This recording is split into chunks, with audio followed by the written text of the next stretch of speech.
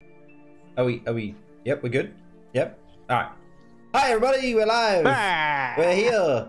Welcome to Roll for Damage, where I take this group of lovely nerds through my homebrew world in a Rise of Tiamat. Should I stop calling it Rise of Tiamat adjacent? Because, dear God. It's a true statement. We are adjacent to Tiamat. From across the internet. I mean, I imagine eventually we're going to fight Tiamat. At some point, Tiamat will become important. I mean, there's things, but yeah, like you know, we've slowed down the rush to deal with cultists to be like, this is a nice island. We'll check out this island. But yes, we came here for supplies, son. These are the players. I am the DM, and we will be doing a round of introductions very soon. But first, since our friends over at Hero Forge are doing a brand new colored standee line, it's actually really cool. I really like it. I don't have an image to show on screen right now. I'll probably be able to throw it in the VOD. I'll just cover up the player cards for a moment. But what I'll do is I'll throw it into our Discord so you can have a little look. And I kind of like it. I kind of think they're really cool for when you either don't want to paint your own models or you just you don't want to, you know, have actual models. You can have just little standees. Definitely easier to store. Shannon's less likely to break them. So it's... Hi, Shannon. You're so mean to Shannon.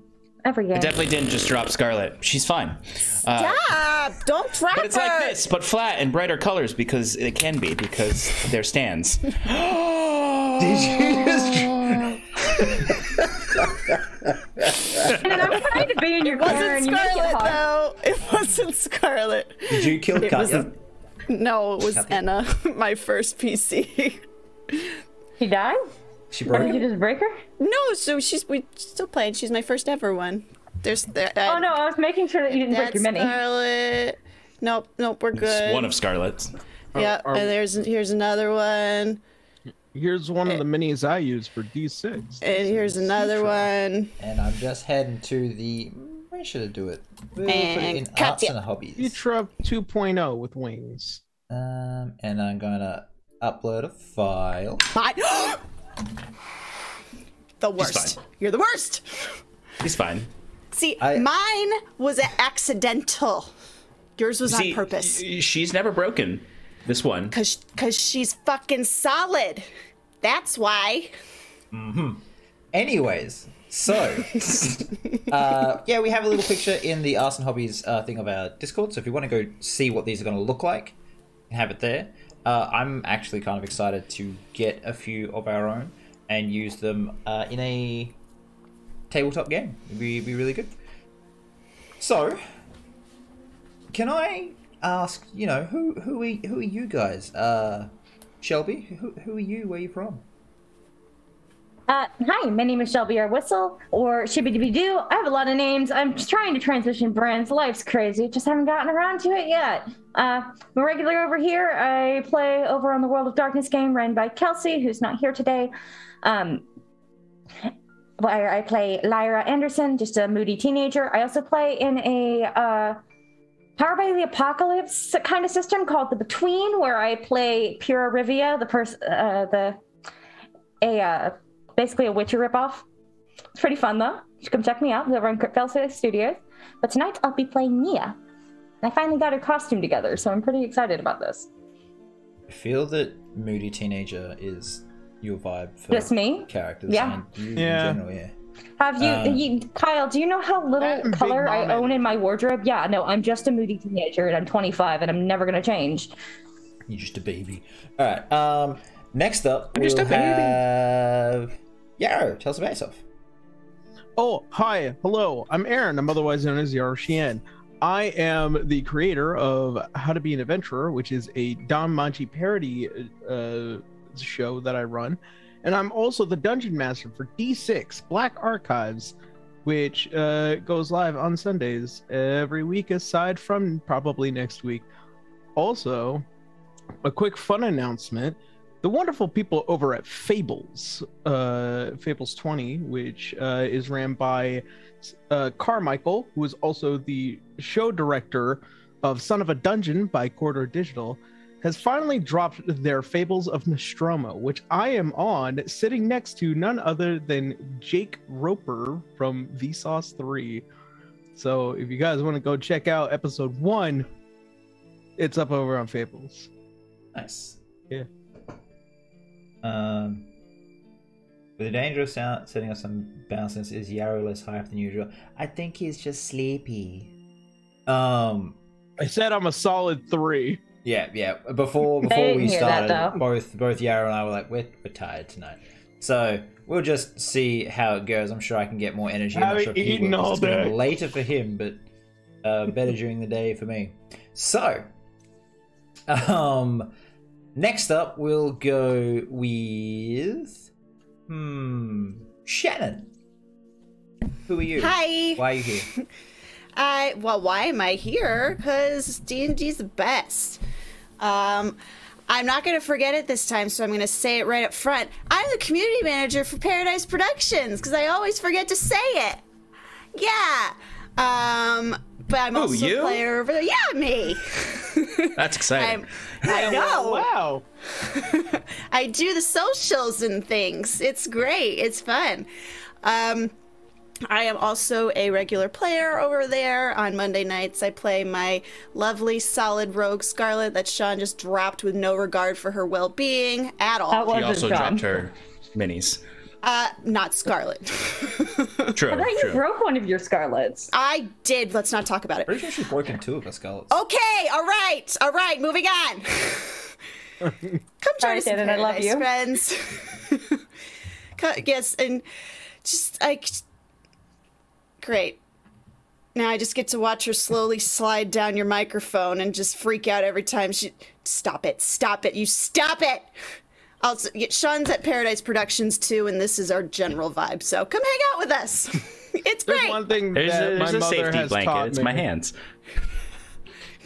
There's one thing my mother has specifically specifically taught me is never fuck with the pregnant woman, let alone the pregnant Mexican woman. I do like how Shannon just started to give up halfway through. She's like, "Hey, I'm really bouncy," and then Sean. I just gave up. Whatever. John, You're Tell killing us me. about- Put her down. yourself and how you torment Shannon over at Killing me. Paradise Productions, especially during the Powerful Hour. Yes, everybody. My name is Sean O'Donovan. I'm a person of many interests, particularly D&D and harassing TTRPG. Shannon. It's all in good fun, and she harasses me back. That's what besties do. That's what they do. Exactly. But yes, I am the creative director over at Paradise Productions. We used to have a different name, and I say it too often. But yes, I am the creative director over there, and I am one half of the most powerful hour on the internet, the Sean and Shannon Power Hour. Oh, I'm the other half of that. I forgot. Yep, which returns this Sunday after a 2-week break because Shannon and I have been busy. It's been way more than Has it? that. Yeah, 3 weeks. It can't be more than 3 weeks. No, it's been like a month. Well, it explains why I have so much more It's time been on a Sunday. Also explains why I'm not getting certain things done. Because Shannon's not weekly reminding me at the Power Hour. Anyway, this is our vibe. We have a lot of fun over there. We have a cool D&D game ourselves over there that's been going for 2.5 years, right? Yeah. We're in the 3rd act, the final kind of shebang for it. Although I say that it's still gonna be a couple months before it's over. Let's be real. I want to finish before. Yeah. Let's not do this here. No, let's not do that. Later. I am one of the people in the beginning who said they were a 9 or higher in their peppiness, so I'm gonna be silly tonight. But I can't be silly because I play Auric Solaris, a soulless son of a bitch. I play Sloan. It's okay. Ours is kind of a joint introduction. Yeah, I figured. I like that Shannon has finite storage, so it's like I could remember all the things, but that I'm the community manager. But if I remember pregnancy brain that I'm a community manager, have to. That's true.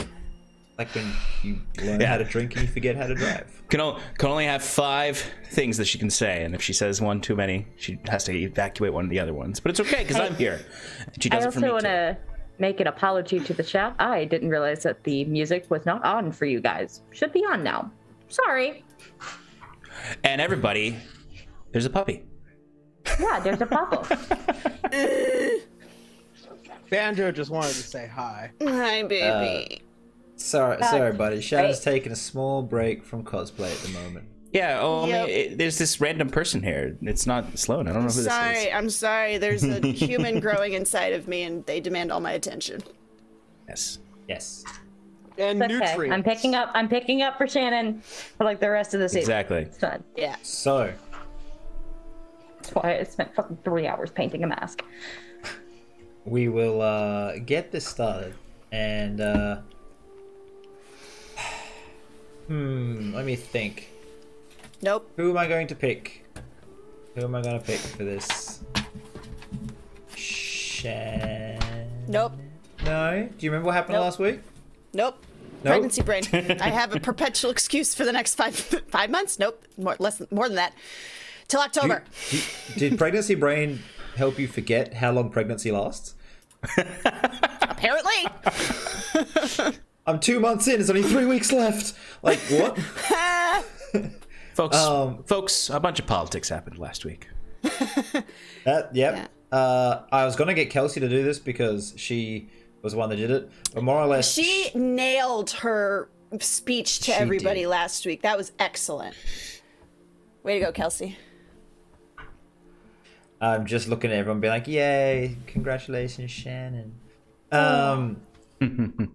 Yes, she did nail it. She managed to win the majority of people over and potentially start a world war. But, you know. The Eudora, the Dusong, the Raiders to the north. Listen, we're trying here, okay? You can't say we're not trying. We've created the Northern Alliance. Maybe not, but... Yes, you have the Northern Alliance. This is exactly how world wars start. Yeah. We're probably stopping the Four Horsemen. Right? How does any of this have to do with the Four Horsemen? So anyways, an alliance to fight the Four Horsemen. in that case, I'm Arron, asking the important questions. your intro man tonight. Tell us. Oh, I'm gonna what get happened? it all wrong, buddy. Yeah, go for it. So the crew, for a majority of the time, sat outside a building and did absolutely nothing for a while. Mhm. All the while, whatever happened on stream happened. Meanwhile, Kelsey's character, Ren, I'm Saren. Ren made a massive speech, put together a Northern Alliance to have us fight somebody, and then proceeded to conclude on this massive event. People said words, alliances were made, we all got to talk to some priests who then saw like, hey, listen, there's like a couple of threats going on around town. You care to stick around longer in order to solve these problems instead of your own? They also found the boat. Yeah. I forget what they did to the boat.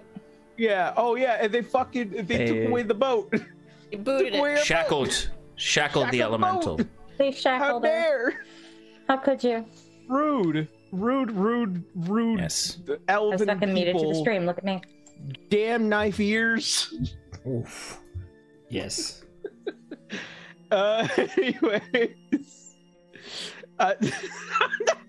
Sorry. You have pointy ears too, you know. Okay, I will. I will help this along And because it's then- going nowhere slowly. I was And gonna then say we were something way offered a worse. quest. We were offered 3 different potential missions to go defeat an aboleth. Yeah. How that would be interesting. What's the name of a collective of oozes? An oozing of oozes. A mesh of oozes.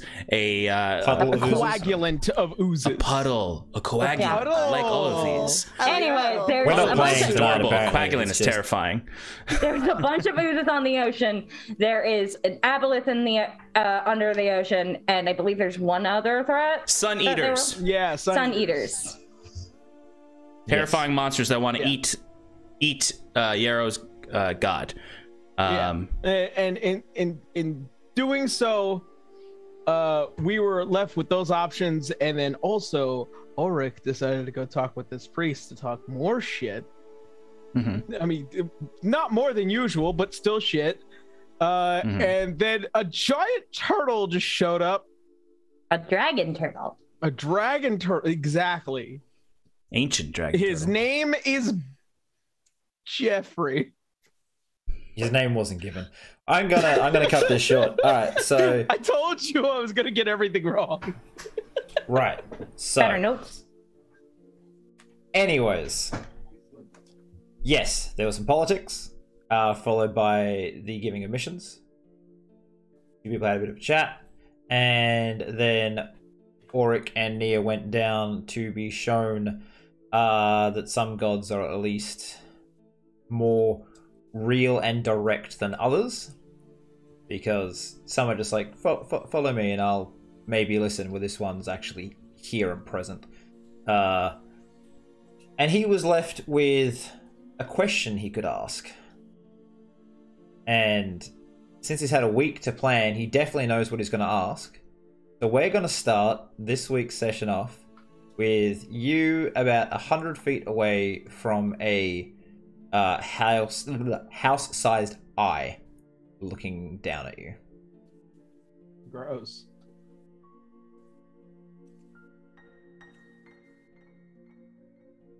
Okay. What would you like to ask the ancient dragon turtle god, Sean? So, just a point of clarification, because I remember from last week, there's the Sean's not asking questions. It's Auric Solaris. But just clarification, because last week there was this, there was a distinction where it's like you can ask a question to this god, or you can ask this god to ask Serenoric or what was the other one? There was one more god that it was connected to. How do you say that again? Vitas. It's Vitus. Okay. Is it short? It can also be called Veritas. It also has. I wrote Veritas down. Yeah. Okay. There's a few names for it depending on where in the world you are. So I'll give you those two. I haven't got my notes up because my computer died, which is why Shelby is taking currently. So anything that goes wrong, my fault. Blame me. Blame Sean. No, blame me. Anything goes wrong, blame me. Shelby's inept with technology and she's doing her best. I believe in you. Okay. I'm glad someone does. Okay. All right. So this god has risen. It's so large that its eye is sort of silhouetting me, I imagine. Yes, very much so. Or even not, and it's just it's like lost in its pupil almost. Yeah. I like that. Yep, I got a visual. Where not Shelby. Nia is. We're all still in the boat together, right? Yes. I don't think you're getting out the boat, are you? No. Me and Sloan are currently shopping. Yes. Currently you're showing okay. That's Sloan right. Sweet pastries. big Getting chocolate sweet. chip Bakery. cookies. Yeah. Yeah. Um. I'm talking Okay. like the size of like My face. Sloan's head, kind of Yeah. big chocolate chip cookies. Yeah. And I'm speaking telepathically with it, correct? Yeah. Okay. And it hasn't said anything. The priest is the one who said I can ask a question, right? Yeah. It hasn't, apart from the rumbling of it sort of like rising up a bit, everyone would have felt like a very faint shifting, like at the most minor of earthquakes on the island, but nothing really to be concerned about. But yeah, it just sits there and like slowly blinks once, waiting.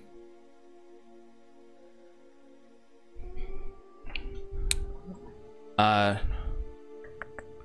remind me, Vitus. Who is the god? What is Vitus the god of again? Or do I know that? You have proficiency in religion, right? I do. Yeah. So he's sort of like just a very neutral god. He's known for being calm. He's a god of the waves and life. He's got an ocean. His symbol is generally the crashing wave, and he's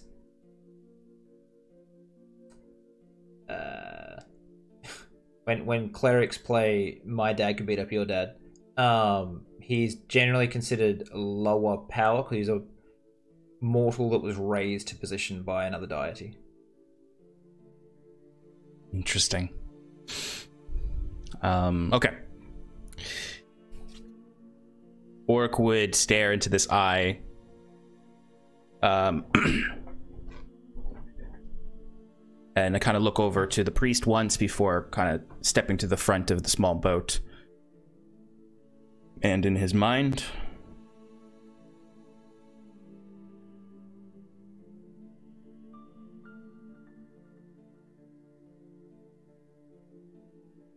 well, at least these gods are, or you and your friends are, forces of nature, I suppose. Well, they all are, but I can respect the sun and the waves and the size of you. But I suppose if I have one question to pass on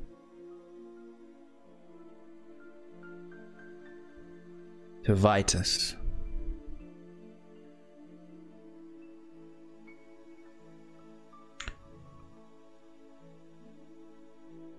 was it worth it to become a god?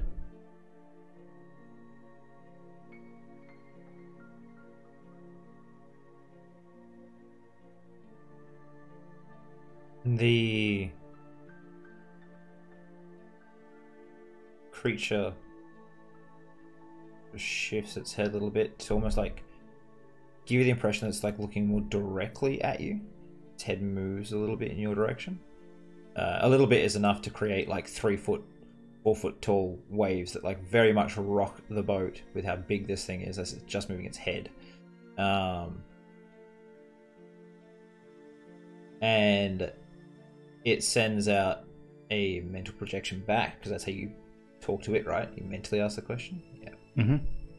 And as it does so, just the force of will of this thing just sprays water out away. Right. So everyone is hit by a fairly forceful amount of salt water.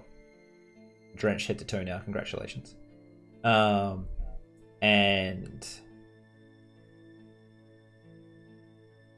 you don't so much get a word. I don't believe you speak turtle. What does turtle speak? Draconic? Dragon Actually, turtle? Yeah, it would be I speak Draconic. In a sort of Draconic. Okay. I have the linguist feat, man. There's a good chance I always know the languages you're about to say. You get this. It's an affirmation, but it's more of a rumbling, soul-shaking feeling that goes through. Maybe not for you, but you know, it definitely reverberates inside your skull for a good minute. Make a Constitution save. Yeah. I imagine even with like the waves and the water spraying out, by this point, like Oric is definitely like fallen back into the boat, and I imagine he's just sort of like looking up, and he's just got a, for you, Nia, he just has like a blank stare on his face. Maybe his mouth is slightly ajar, but he's just staring into the turtle's eye. The high priest at the front just kind of leans into the rocking waves a little bit, and just kind of has this. The water splashes past him, his hair whips back, but he just like doesn't seem to shift at all. See, I was going to try to make Oric like be cool like that, but I'm like, Oric has 8 strength. He's gonna fall over. Yeah. Whereas this guy is literally using his God-given power to just be like, I'm good. I like to think that Nia is holding on to like the side of this boat for dear fucking life. Yeah, you're about like to from be. the inside, just like, oh, why? So for Constitution, I got an 11, but I rolled a natural 1. Okay. Just for your knowledge. Oh no. Okay. Nia, you need to make a dexterity saving throw, please. Yeah. Oh, okay. That's less scary for me. Why is my dice tray full of eyeshadow and I don't know why? God damn it. Don't fall in the water again, or it's the 5 are gonna come back. That's a 7. Oh no. Oh, good. Okay. So I tried. I rolled a 2. you, oh my god, my guys. Both had high modifiers, but rolled low. So my You dex get is what great, you want, but not what you need. and I don't get proficiency in dex saves, unfortunately. So, what happens to you there, Nia, is you weren't quite prepared for this just wall of water to come at you. And you are knocked back, and the last thing you see before you go over the edge of the boat is Auric passing out. Should have used any of my abilities I have to... But I completely forgot that I'm a time wizard for a second. Temporal Shunt the God. Don't do that to me. No. I can re-roll my own rolls with reactions, but I forgot I have features. The pulse that goes through the air, Nia, is actually sent out several times under the water. So as you hit the water, you are just pushed like a rocket or a torpedo, even just woof, woof, woof, quite deep. Deep underwater. Yeah. Okay. As you're, doing this, you can see the dragon turtle lower its head under, and you can see just the immense size of it, the like coral that's built up on it. It is huge. It's been fairly stationary for a long time, given how much ocean life is around it and like sort of living with it and off it. There's like fairly large sharks which just like nibble at small bits of it that can ignore just due to the whole size of it. It's about to eat me. Yes, you're about to be eaten. I'm sorry. Make a new character. I need you to roll 6 sets of 4d6 for me. Wait, what? No, it's... Wait. Okay. I'm like actually afraid of the ocean. Don't do this to me. No, I wouldn't. So as you're getting pushed quite deep, you see that you kind of pass, the water gets darker and darker, and as you're being sort of tumbled down, you can see that now towards like a rocky cropped down quite deep, not the ocean floor. The water gets lighter again as there is a small city under the waves. Do I know what frightened are? Make history check. I don't want to bring meta knowledge out, but okay. 13, I think. Yeah, 13. You don't know what Triton are, but you do know that there are sea elves that live under the waters. Generally, in the north, they prefer colder climates. Mm-hmm. Cool. As like this, you get thrown like hundreds of meters, and you can feel the weight of the water sort of crushing down on you very quickly. And after you've probably got a few like rounds to look around if you want. I'd just like to start moving up if I'm being crushed, but I guess, yeah, I'd like to look around to make sure that I'm not disoriented on which way's up and which way's down, because that can happen when you get far enough below. Yeah, especially since you've passed from light to dark to light again.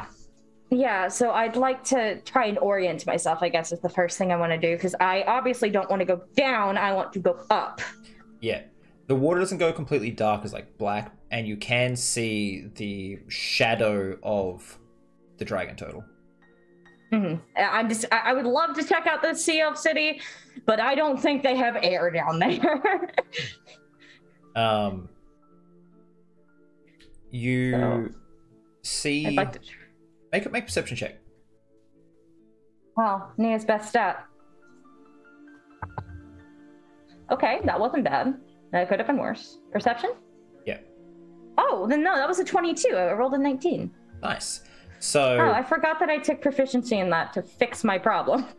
As your head starts to get fuzzy, just from the crushing pressure, you've got plenty of air still, just from the crushing pressure, you can see right down in this city, through the murk, which has been kicked up from things moving down there, that a lot of the lights aren't where you'd expect them in a city. As you sort of try to focus down there, a lot of the buildings have collapsed. There are creatures fighting. You can't quite tell, they're quite far away and small. But you get a bit of a mental flashback to a fight you had in a sewer a long time ago. I want to start going up, please. As you start to be like, oh, probably gonna need air soon. A whirlpool starts opening up, but instead of it being down, it's towards the sky, towards the way the air is. Surface. And this small sort of bubble opens around you. So you're standing in a bubble right now, and just up towards the surface. Well, I'm gonna assume that was the priest doing. Yeah, as you get towards, he's kind of making his motions with his hands to create that water, that whirlpool. Yeah, comes up sputtering and coughing, probably. A little disoriented because I still just went from being under normal pressure to a shit ton of pressure, then being back to normal, so I'm probably disoriented as shit. You also went round and round and round in a whirlpool, so that's not in a hamster ball. Yeah. Please tell me someone's there to grab my fucking... help me get on the boat. I don't think I can when know you get directions. to the surface, you're probably just like laying on your back, and he'll probably just paddle over slowly, grab you, pull you up, pat you on the back, and he says he's saying words in a very old language. What do you speak, Aquan? No, I speak Elvish, Giant, Sylvan, and Draconic. Yeah. So he's sort of speaking to the waves almost. And he starts slowly paddling back to the shore. Nia's just gonna, like... she's soaked. She's disoriented. She's gonna sit in a ball. But I would like to ask this priest a question, if you would not mind. Tell you what. Give it a minute. Maybe wait till you've got Auric back safely at shore and ask him some questions. Mm-hmm. Sloane. Yeah, that's me. So Happily eating a cookie. Yeah, I was gonna say you are in a pastry shop, cake shop, cookie shop. There's just a bakery, really. A bakery. And it's one of the only structures that's like that for sale. A lot of these places are houses and whatnot, but a lot of the shops are just pop-up shops because, you know, different traders come in, they open something, they keep going. Where this has you go into the wooden building and there is a small metal box which looks completely sealed, and the baker is where he keeps his like flour and things that probably shouldn't get wet. So when he's like goes in there, gets a scoop, comes out, makes bread or cakes or whatever, and then if something happens like waves, that's just sealed up nice and tight, doesn't ruin his goods. So Smart. at this point, Yarrow's probably talking to you, and you've got your face pressed against the glass, just drooling. Listen, we have enough money to buy anything you want. I want that, and I point to a chocolate croissant because I totally would love one of those right now. So I'm gonna manifest it in the D&D game. Okay. So, I send Shannon croissants. you can actually see that he is currently got the bag and the spout to push chocolate into different things, like croissants or donuts or whatever. And as he sees you, kind of just like, I want give me a croissant. He bags one up and just sort of smiles at you. You're just a big child. No, Pretty much. I hit harder than a child. But I do love sweets. Can I get a brownie? one silver for the croissant and 1 silver for the brownie. Yes. I look at Gives them the silver. I look at Mark that down. Ignis. Do you think they have? And then I turn to the baker. Do you have any creamy brulee? I have something that could sit down. No, I cannot make creamy brulee, but lots of the kids come past. And he sort of raises up the spout, and the thing is like, open your mouth. And just squeezes in the chocolate. Yes. Yum. We're living the life right now. Yeah. So, Everybody's out, just falling off ships and passing out, and we're just talking to eating. like turtle dragon gods over. Like we over here is just like getting a fucking sugar rush. so Taking shots of chocolate. Yeah.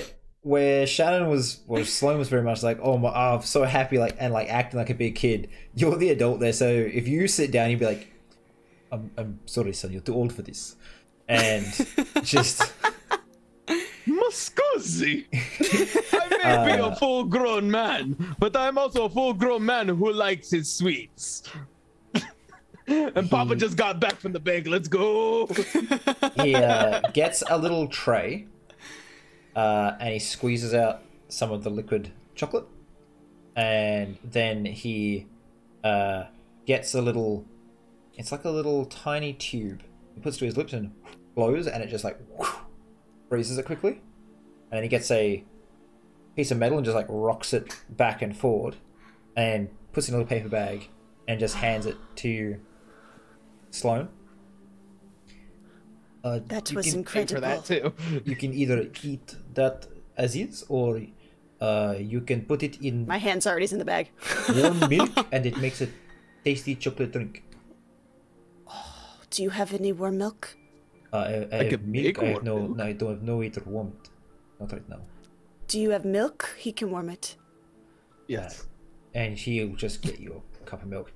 He's not going to go put a glass of milk in his like oven. I got it. Don't worry about this. Just firebolt explodes the milk. No, it's I just have to hold it long enough. Yeah. So you guys are having sweet treats around the place, and Yes. This fairly large woman walks in. It's Bigger than similar me. to you, Sloan. I saw you fight in the pits. You are very skilled. Chocolate all over my face. Yeah. like, we got pieces of like just like Yep, just smeared everywhere. smoosh and Milk also mustache. like yeah, and like pieces of like still The like croissant, soft yeah. bread. Yeah. She takes out a handkerchief and her like water thing and just like, Oh no, it's okay. And I just wipe it on my sleeve. Thank you. I took it a little too far, but thank you. our people are known to take things a little far, yes?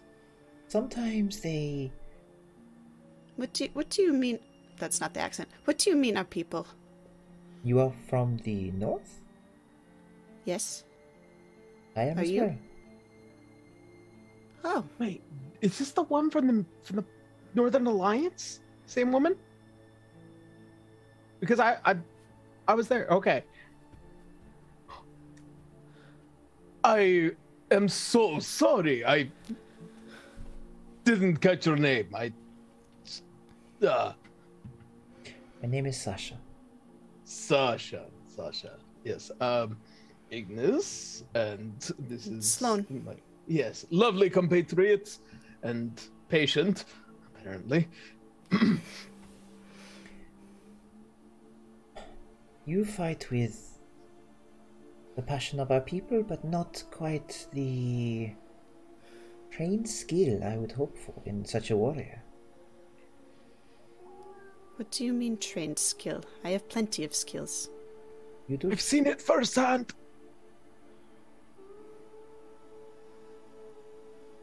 Do you feel like you are sometimes lost in a fight?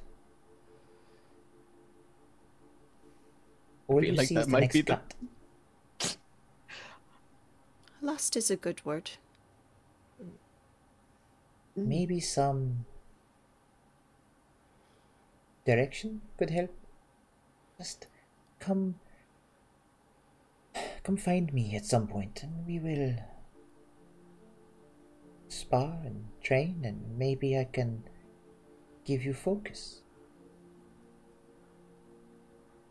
That sounds wonderful. I would like that. Thank you. Very welcome. We have a ship here, or maybe it's best we not use the pits. I was just going to say I don't think it's a good idea to fight here again. I don't think they'd let me. There is a hall for our people that has been built here as we stop here fairly often. Maybe we could move things aside and use that. A hall for hall, our yeah. people. There's a few here. Does it look like home? Does. At least feel like it? It does. Okay. We'll come She find holds it. her arm out for you to take, if you wish to go with her. Oh, right now. If you wish. Looking at Ignis, do you think, do we have time or should we go back to the ship first? That might be a bit confusing because. Oh God! Can you explain to me if we have ample time to do this? You feel like you may have a good hour to walk around and see things. There is, I'm not exactly attempting to split the party, but, you know, you can go anywhere you wish on this island at this point. Okay. And, you know, depending on how important it is, like if someone's like, I just want to go get some rations, I'll put like, you go buy rations, but, you know, Okay. for this sort of stuff. Yeah, you got time. If we got a solid couple of hours, we can take care of this. Turns to like after. You wanna know what? I think we'll have plenty of time. It seems like we're not that much of a rush today, and with all the insanity going around, I think it would be nice for you to stop by, visit your home's men and women. It has been a long time since I've seen or felt home. Exactly. So, let's follow. You are her shaman, are you not? I wouldn't use the word shaman. He is my friend. Yes, friend and fellow associate, and also, God, does shamans do guiding things? Like, I'm just like My shaman questioning is also my myself. friend. I was just seeing if maybe yours wanted to. What do you Learn mean some- by shaman? Or is that something Sloan should know? You did suffer memory loss from a fairly hard whack on the head. Decent you can roll a fall. history check if you want. Cool. Count that Ooh, I'm Sloan very knew bad at Relia, history. I'm and going to Relia let was you a add shaman? your proficiency to this because it is like your home as well. Okay, well, that's still only an 11. It's not very good. You know your people had shamans. You didn't interact with them a whole lot, and the memories around them are fuzzy. So, question stands. Yes, I don't want to impose because it's just like I know that I'm a magic man, but I don't feel like that I should impose on cultural aspects of this. Just want to make sure I'm not doing anything wrong. See? Feel like your shaman could learn something from mine is all. He wishes to I come think along. I would love to learn. And my associate here is always open to learn, as currently learning how to read and write, or learning how to write, really. Read as well, Sloan, yeah? That's... Yes, but that's taking a little bit of a break. I mean, if you want that. We'll talk about this when we get there. So, if she's got her arm out, are you gonna take it? Mhm. I have something in my throat. 1 second. My whole voice was like raspy. So, as she walks with you, she switches into your language, into like a Nordic language. So you can speak normally if you wish now, Shannon, because it's your language. Right. Yes, Nia? I just had a quick clarification. This is a player question. I'm sorry. And you can tell me that I can't know this. I'm just curious if shaman to these people is different from the class you wrote. Oh, it's the same. Okay, I was just curious. Different nations tend to use different subclasses of shaman to represent their shaman. Yeah, I was just curious. Sorry. So, she sort of says, like, it's funny how most of the shaman end up being men. And all the greatest warriors end up being women. To you, Shannon, Sloan, in Nordic. In Nordic, yeah. I never noticed that, but yeah. She just sort of like smiles along. And is there anything you feel like you want to learn?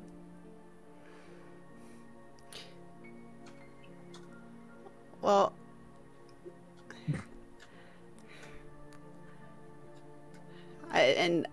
struggling to find the words here because I don't quite want to tell this new stranger that I'm, harboring the spirit of a ward god.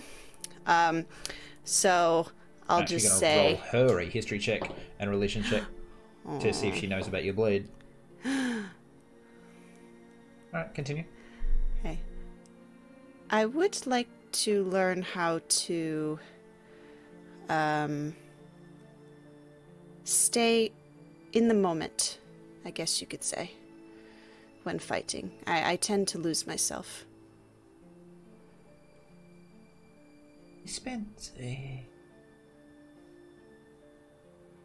I was a reader for a long time. We came here to read. But the priest took us in.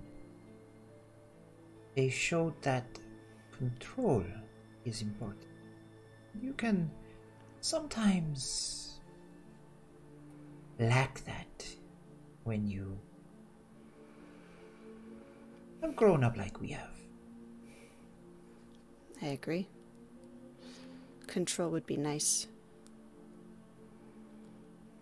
Their beasts have a... They all go through training as children, learning how to center themselves in martial arts. Perhaps we can... We didn't. I have been taught some. If you wish to learn a little, we can... You never know someone quite as well as when you fight them. I'd like that. Thank you.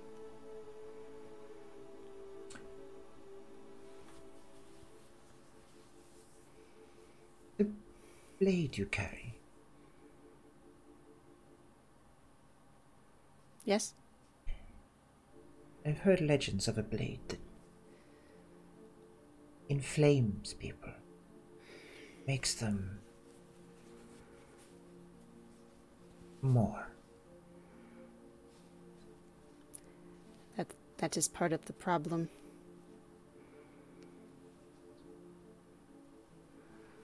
It makes me a good fighter, but it always goes too far. Let's see if you can learn a little to center yourself. Shannon, And can you speak up a little bit? me? Shannon, sorry. Yeah, I saw Chet.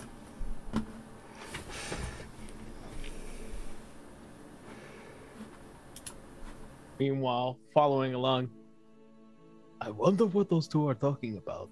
Yeah, you're gonna have a moment in a second. Don't worry. Yes. Just As you sort of get to this hall and it opens up, this fat, burly, very, very like bearded and just hairy man who's wearing like a bearskin cloak, no shirt, is just like big, bulging belly over the top of his doeskin pants. quick barefoot. question: how muscular is he? It's more that when you're like, you know, fuck, I don't know how much this is in pounds. About 2.2 pounds per kilo. When you're about 360 pounds, you tend to be able to hit like a fucking truck, even if you're not actually muscled. So what you're saying is, this man potentially dad. If he falls on you, you'll die. Yes. Okay, so dad. All right. Yeah. He's got dad bod. He's got big dad bod energy. He sees you, and you don't understand this. It's just herpy doop goopy to you. But you know, he just throws up his hands, sees you, and just like steps past the two women, puts you in a big bear hug, and just like lifts you off your feet. He's about 6'2", 6'3", and just like yeah. But Sloan, you like hear 5'8". oh, the fireman, the man with the fire who helped you at the games, and like steps forward and just like lifts him up, gives him a hug, and like as he puts you down, he goes to pat you on the shoulder, but it just feels like an anvil has been dropped on your shoulder. Make a strength check, see if your knees just buckle. He's a big, boisterous daddy, just there to daddy, yeah. What is it? Strength check. Straight check. I'll make a strength save, but yeah. Oh, straight save. That's gonna be a 3. Okay. All right. So just poof, and you just like your knees like go out from under you, and you just kind of like end up on your ass. And he turns to Sasha. He's like, "Is this the fireman that you said I could play with? You said you'd find the fireman for me to play with, yes?" And she's just like, "Yes, you." And just like hooks her arm in yours again and just sort of walks away, leaving small Twinkie Ignis with gigantic He looks man. like Loki in Avengers. That's what it looks like. Yes. Just,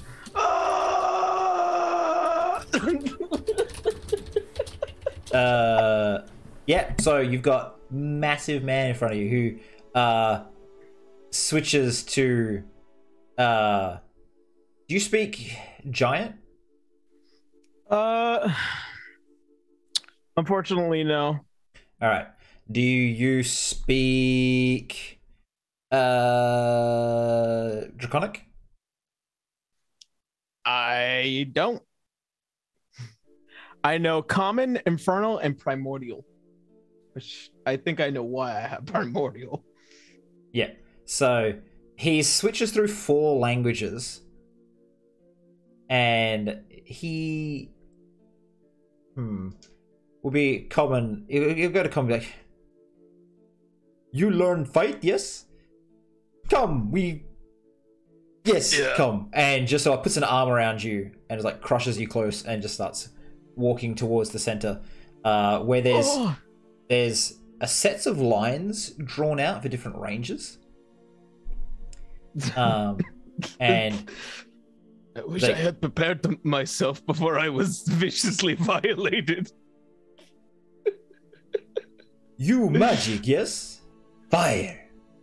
Yes, very much fire. See. It's been so long. Stand here, I there, we fight. But no kill, just fight. Alright, I can certainly do that. Okay.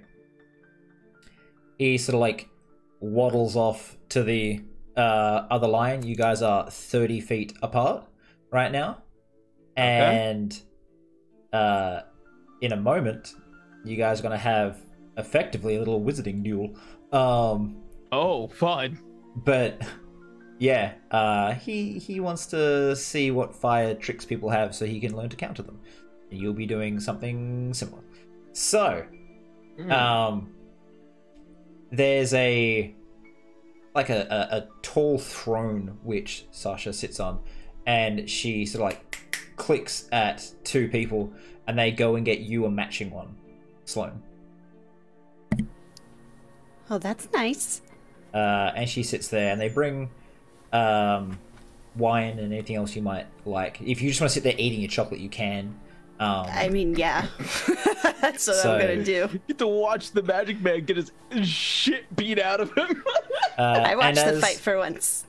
And she's just going to be explaining to you how they taught her to... The monks taught me how to... Every attack flows into another.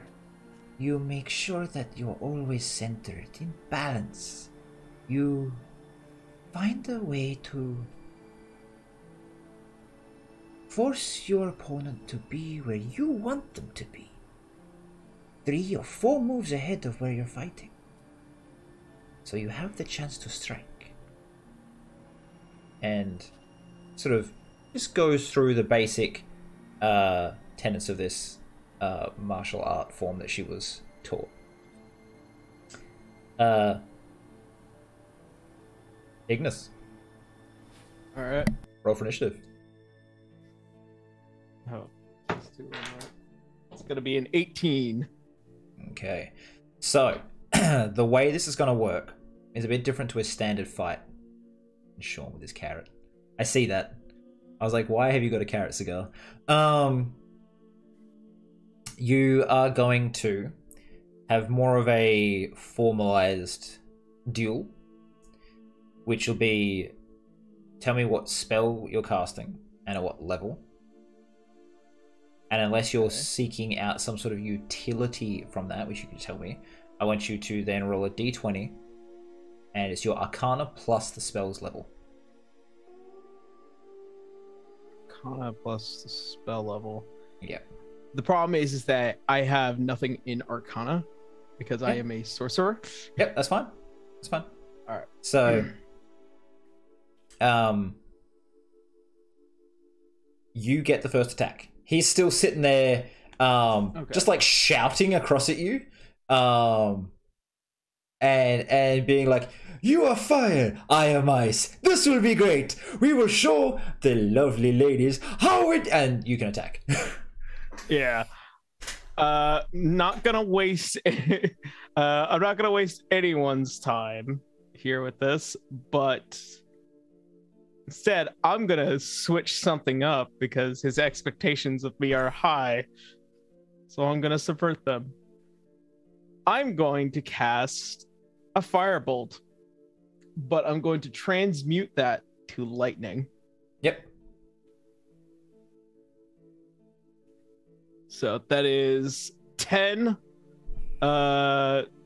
Shit, that's still just a cantrip. Yeah. So just roll d20 for your Arcana. If you've got nothing in it, it's just a d20. All right. 17. Okay. So he, who was not ready, he was like, "Oh, you will start in a minute when I say to start because I'm the one doing." Bam! Just gets firebolted. How many shots do you shoot currently with your firebolt? Is it 3 or 4? Because 17 is the 4th one, right? So it does 3d10. Yeah, it shoots like 3. Now it's gonna be I'm lightning. thinking Eldritch Blast. Yeah, so it's just a single shot that does 3d10, right? For firebolt. Yep. Yeah. So he's sitting there, and he's just like, "The lovely lady," and he looks back, and your lightning bolt effectively just smacks him in the face, and he starts just laughing. And as his like mouth open, you see a little arc lightning between his teeth and like across the bear fur cloak. How the fuck did you just make a Northern Bob? I'm going to be absolutely fair. I'm more than just fire, my friend. He just sort of looks around to see if there's any damage done to the area. No, and it's single target. Pardon? Single target. Yeah, I know, but he's just like doesn't know what you just did. He was expecting a fireball, firebolt, flaming hands, and instead this little ball of lightning just punched into his face.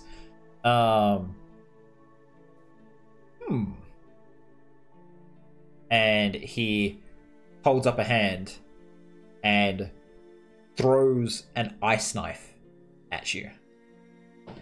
And the duel is on. So ice knife is level 1, 19.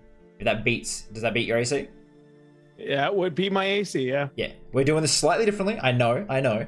But it's more of a wizarding duel, as I said. So you can counterspell or try to like with the counterspell spell, or you can try to throw another spell back to like disrupt his spell, or just take the hit. These are your choices. You want to know what? If I'm gonna throw something back. Oh God. I have something that would be. I don't want like to throw a fireball like at the up front, man. You want to know what? Burning hands. Okay. Burning hands to stop the ice now. Yep. So, roll your Arcana plus spell level, and you can upcast your spell. You know, it's up to you what you want to do. Well, let's see. How far can burning hands go? Oh, it could go up. I'm gonna do that as a level. Make that a level 3. Okay. No, level 2. Level 2 is fine. All right. Arcana plus spell level, go. Okay. Having too much fun there, Sean. All right. That's gonna be 19. 19? Okay, yeah. So as you sort of like throw your hands out in this big wave of flame, the ice knife melts on the way and explodes. It'll meet about halfway before it just poof, and because ice knife shatters and hits everything within 5 feet. That's true. You have this just big bit of steam and mist now in the center of the room where you can't see each other. He is going to come charging through. But it's now your turn. You get to make the first attack. If he can I see that he's charging through? Yeah. So like he uses movement at the end to come like running through. Big grin, still a bit of lightning in his teeth. He's got like a charred bit in his face and like a black eye from where the lightning bolt hit, and he's just coming straight at you. This freight train of a man.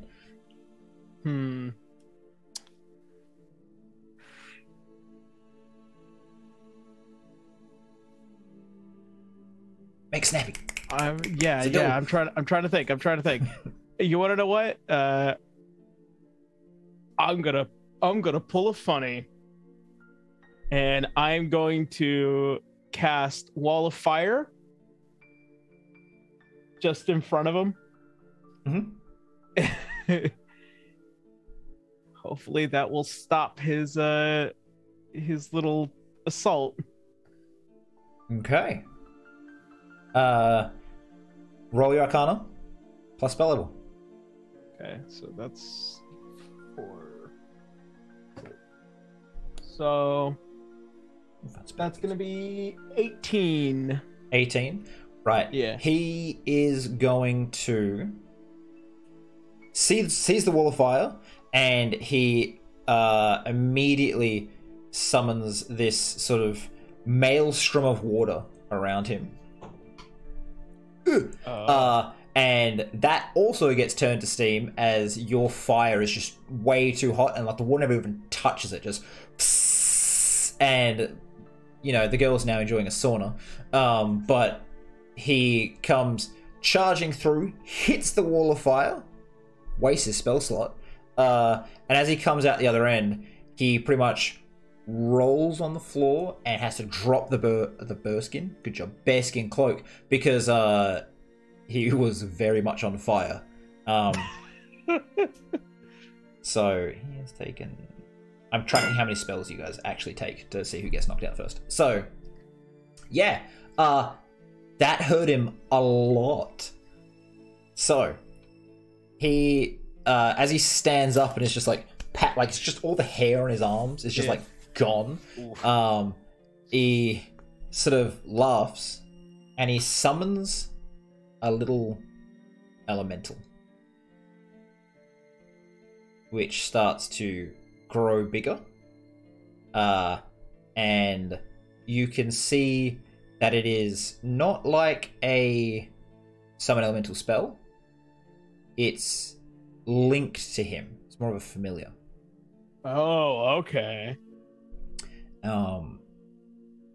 It is barely visible. It's more or less incorporeal. So targeting it with spells isn't really going to work. And he will, as a bonus action, just throws a cantrip at you for 18. So 18? You can either take the hit, cast a spell, you know, the usual. So what would you like to do?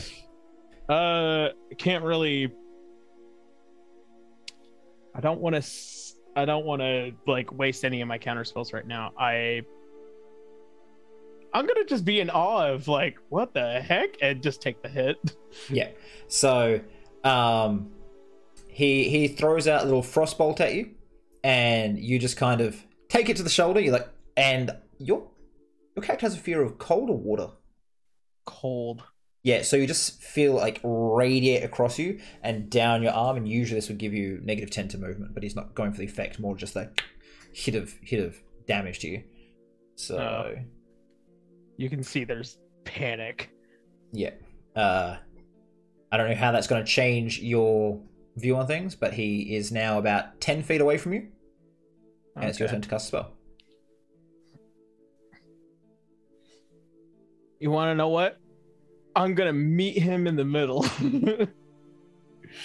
Because now there is actual legitimate panic as just like runs full straight forward, hops up, and then like a little crack, I'm going to headbutt him, but instead that's going to be a fireball. Oof.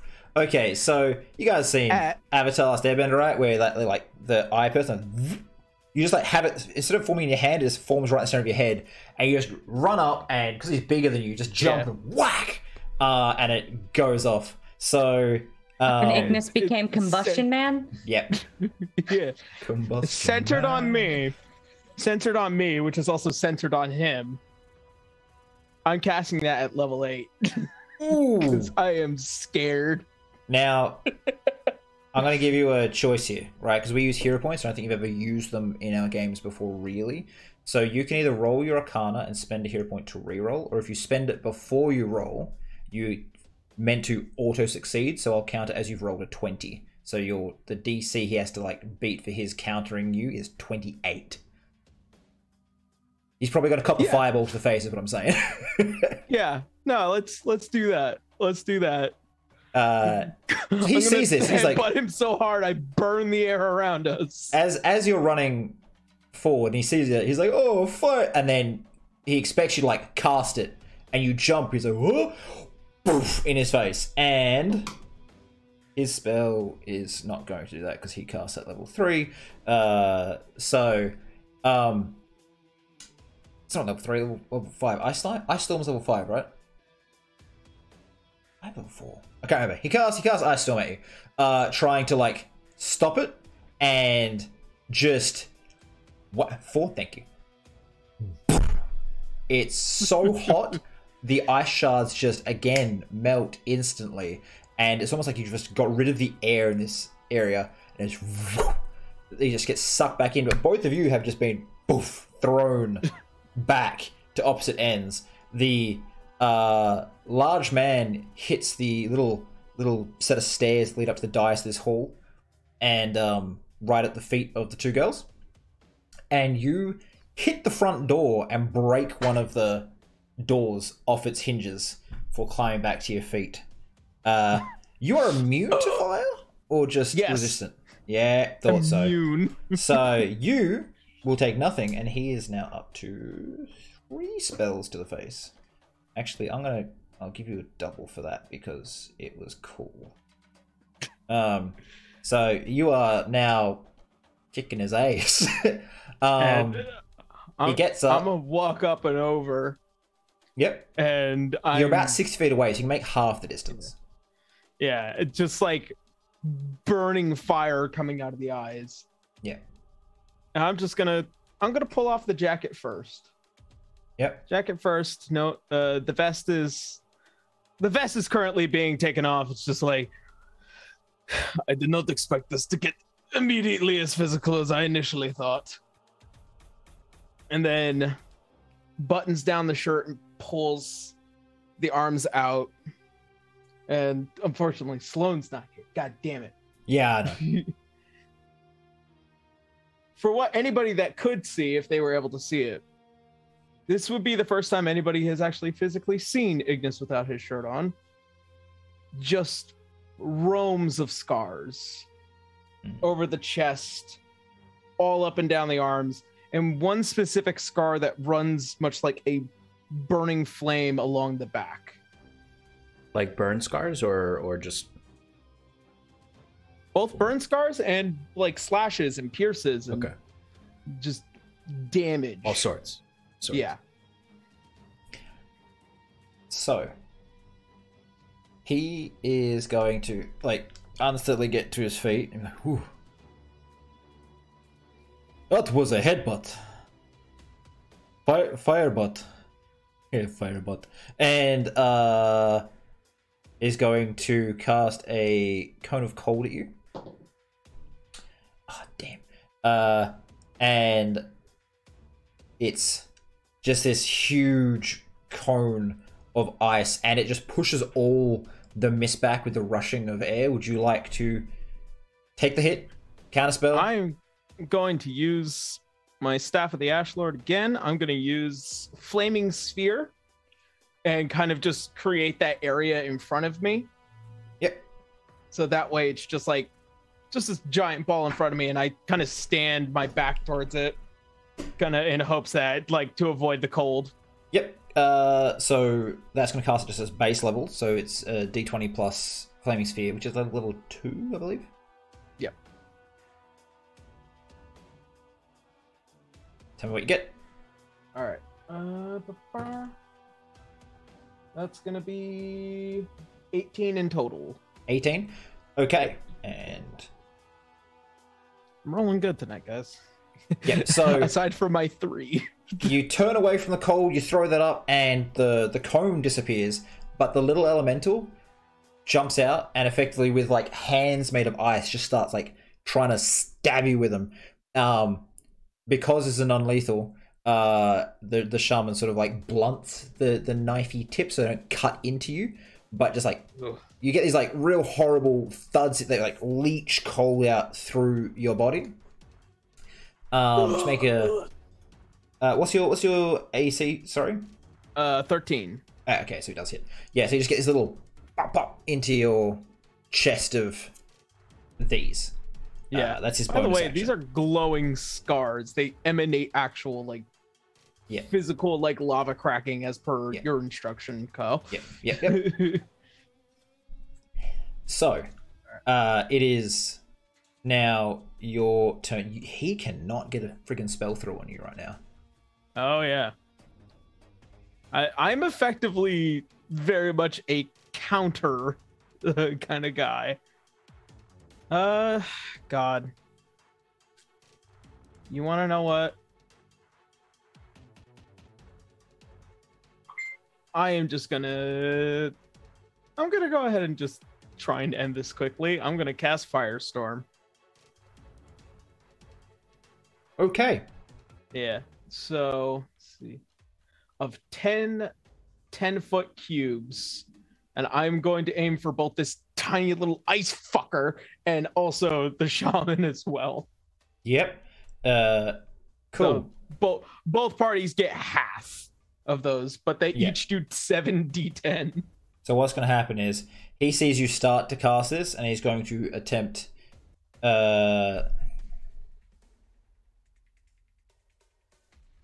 He's just sort of, as he sees you like summoning these pillars of fires, he sort of shouts over his shoulder in Nordic, "Sorry, girls!" And he's going to attempt to counter with a, I believe it's tsunami. Let me just double check. I lean over to Sasha and say, "Can't wait to show them what a real fight looks like." Yeah. So, D20 plus your spell level for you, and he. Oh my fuck. Okay. That is going to be a 21. Oh, because it's such a high spell level. Yep. I rolled a 5 plus his Arcana plus his spell level, and I rolled so badly. He still only gets to a 20. So, your pillars of fire, once again, inimical to the water around, just constantly steaming, and poor Sloan and Sasha getting a bit sloshed right now. Yeah. He's only got a little bit left. But by the way, Sloan, you notice Ignis is just covered in glowing scars and various what looks like to be bodily damage of all kinds without his shirt on. Yep. All right. He is going to be like, "Well, it's all or nothing, little buddy." And the elemental jumps towards him and becomes a sort of elemental myrmidon armor around him, and his body becomes more like living ice. Bobby Drake, I think that's his name. And he's going to step forward and try to cast one more time a cone of cold at you, and hope he can get back in the fight. That's not great. Would you like to counterspell? What level is this cone of cold? I don't have to tell you that. Yeah, you do if I'm casting counterspell. Actually, no, you're right. No, I don't. Level 6. Okay. Still gonna have to roll for it.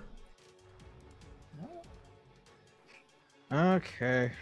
Oh, counterspell. So I still have to beat the DC. Yep. All right.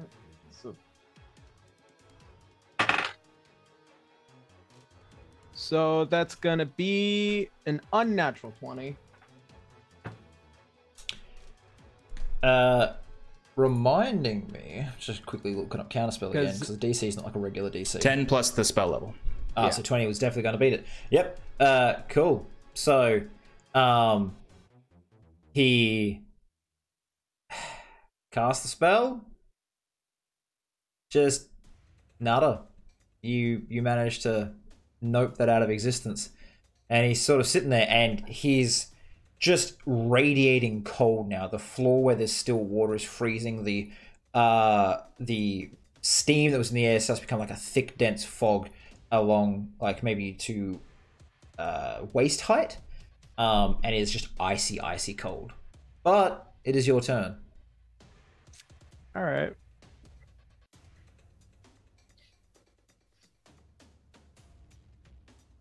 You want to know what? If I could end this as quickly and as cleanly as possible.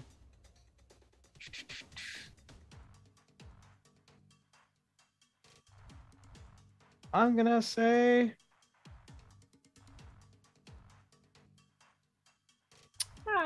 let's do it. Level 5 fireball. Yeah. Only this time, instead of fire,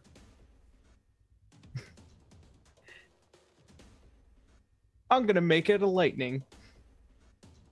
Transmute that to lightning. Sorry, everyone that's wet in the room. Oh yeah, no, he's standing in wet. Yeah. Me, I'm dry as fuck. All right. So it's gonna be 18. 18. Yeah. Oh my fucking god. All right. So I can't roll with the damn tonight, apparently. So you throw this lightning ball at him. It impacts. Everyone in the room gets a good zapping right now because it's conducting Your hair is on through end, the buddy. water. And Sloan rages. he sort of steps back and is like, "Whoa, thank God for you, buddy." Taps his armor. I concede. I can see. We stop you in. Yeah. The eyes begin to dull in. The ice can't beat fire, apparently. Not today. Well, With this level of I ferocity. need to drink. Fighting makes me thirsty. He started looking I will around, join you for one. and just sees like the exploded barrels in the corner and like all the damage that's been done. He's like, turns towards Sasha, gets on his knees and like bows like, we may have got carried away. More You specifically, me. You think? That was worse than me. Well, maybe not, but pretty close. Don't worry, the boys can clean this up themselves. That's what they're good for. And sort of stands up with you, and we have a nice place to sit, drink, and watch the waves upstairs. Sure. Yeah. She's the matriarch and does not give a fuck. She's like, you will do these things. Guys. Yeah. So I like with her. the prestidigitation and fixing everything I possibly can with magic. Oh, I fucking love this woman so much. Yeah. I so don't know her, but I love her. goes upstairs with you and just sort of just reminisces about the home country, the cold, the mountains, all that sort of stuff. I'm going to say you can roll, Sloan, a d20 plus your choice of mental stat bonus.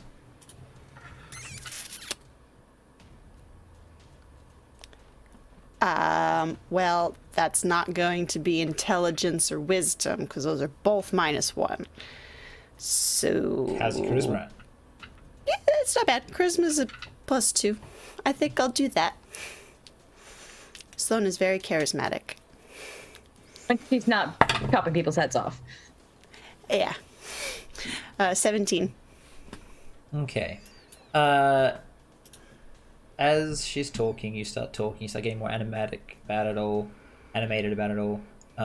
and you start to remember bits and pieces more of your homeland, your village, that not everyone was bad, that there was, like, you know, there was the raiders, but there were also, like, the farmers and the fishermen and, you know, all that sort of stuff. You remember going and visiting cities in the mountains and dwarven clans and trading and gifts and friends. Like, you know, when you was a kid, you maybe had a little dwarven friend who'd be like, come, we'll make little, like he would make little toy weapons for you guys to, like, fight with, and they'd always have to, like, drag you inside out of the snow. You're both beaten and like, come on, and you just, like, got big stupid grins on your face like kids do when they do that sort of stuff. So just all these things start coming back to you of a more pleasant childhood. That's nice. So what I'm going to do is I'm going to give you advantage on history checks in the future to do with the North. I want to write that on your sheet or something. Yeah, cool, thanks. Yeah. It's going to take a while for Ignis and Big Boy to clean the bottom floor. But we'll have a short break, and then we'll come back to see what Nia wants to ask the priest. So, wave bye-bye, guys. We'll be right back. Bye. Oh, good God, Oric. Oh yeah, no, I'm gonna find out who Big Daddy Shaman's name is. We're Oh God. off. Oh. So yeah, moral of this lesson: don't use cold on Ignis. It's like I really back worry of the for line Ignis in the if corner. Nia gets her dragon back, guys. So, like, do you feel this anxiety if Nia gets her dragon back? How bad this is going to be? Yep. Because you guys remember my. I'm gonna break Arron's mind. I had an ability that did 13 D8 of fucking cold damage. Yep. When I turned into a dragon. Yeah. Granted, I didn't get control over the dragon when this happened. This was a DM specialty. But 13 D8. Also, Kyle, did you see my message on Discord? I did not. What's up?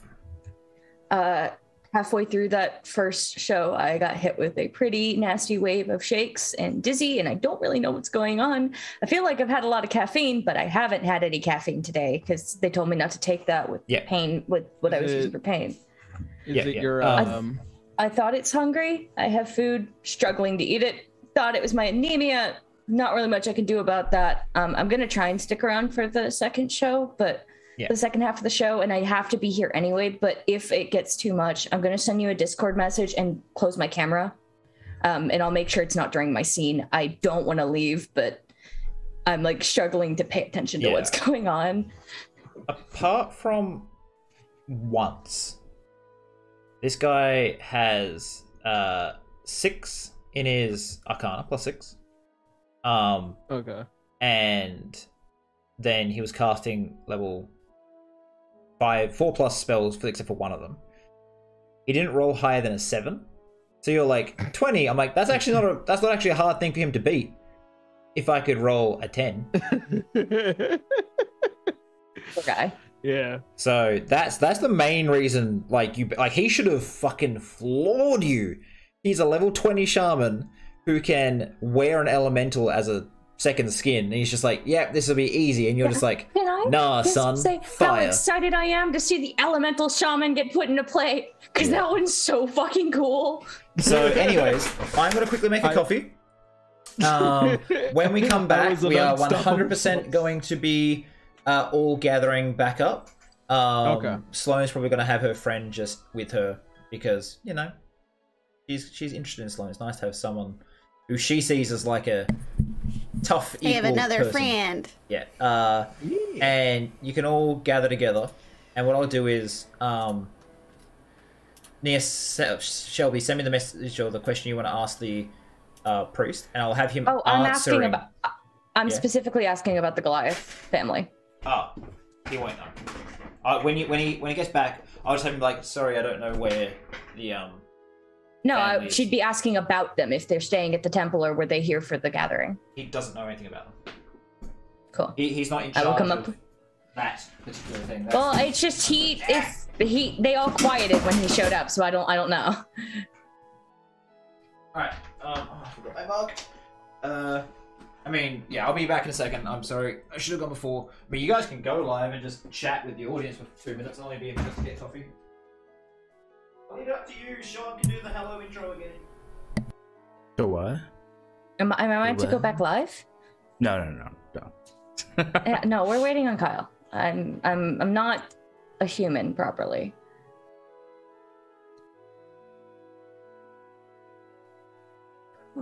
Awesome power of one man and fire. I want to fucking get in a fight, god damn it. Nia's a fucking powerhouse and you guys haven't been able to see it. I'm Despite losing all her magic, this bitch can put out like fucking 60 plus damage in a single turn. Oh yeah, no. And that's like average.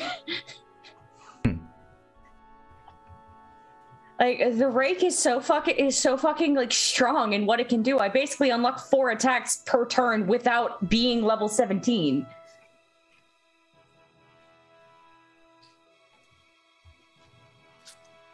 I cannot wait for good old level 17.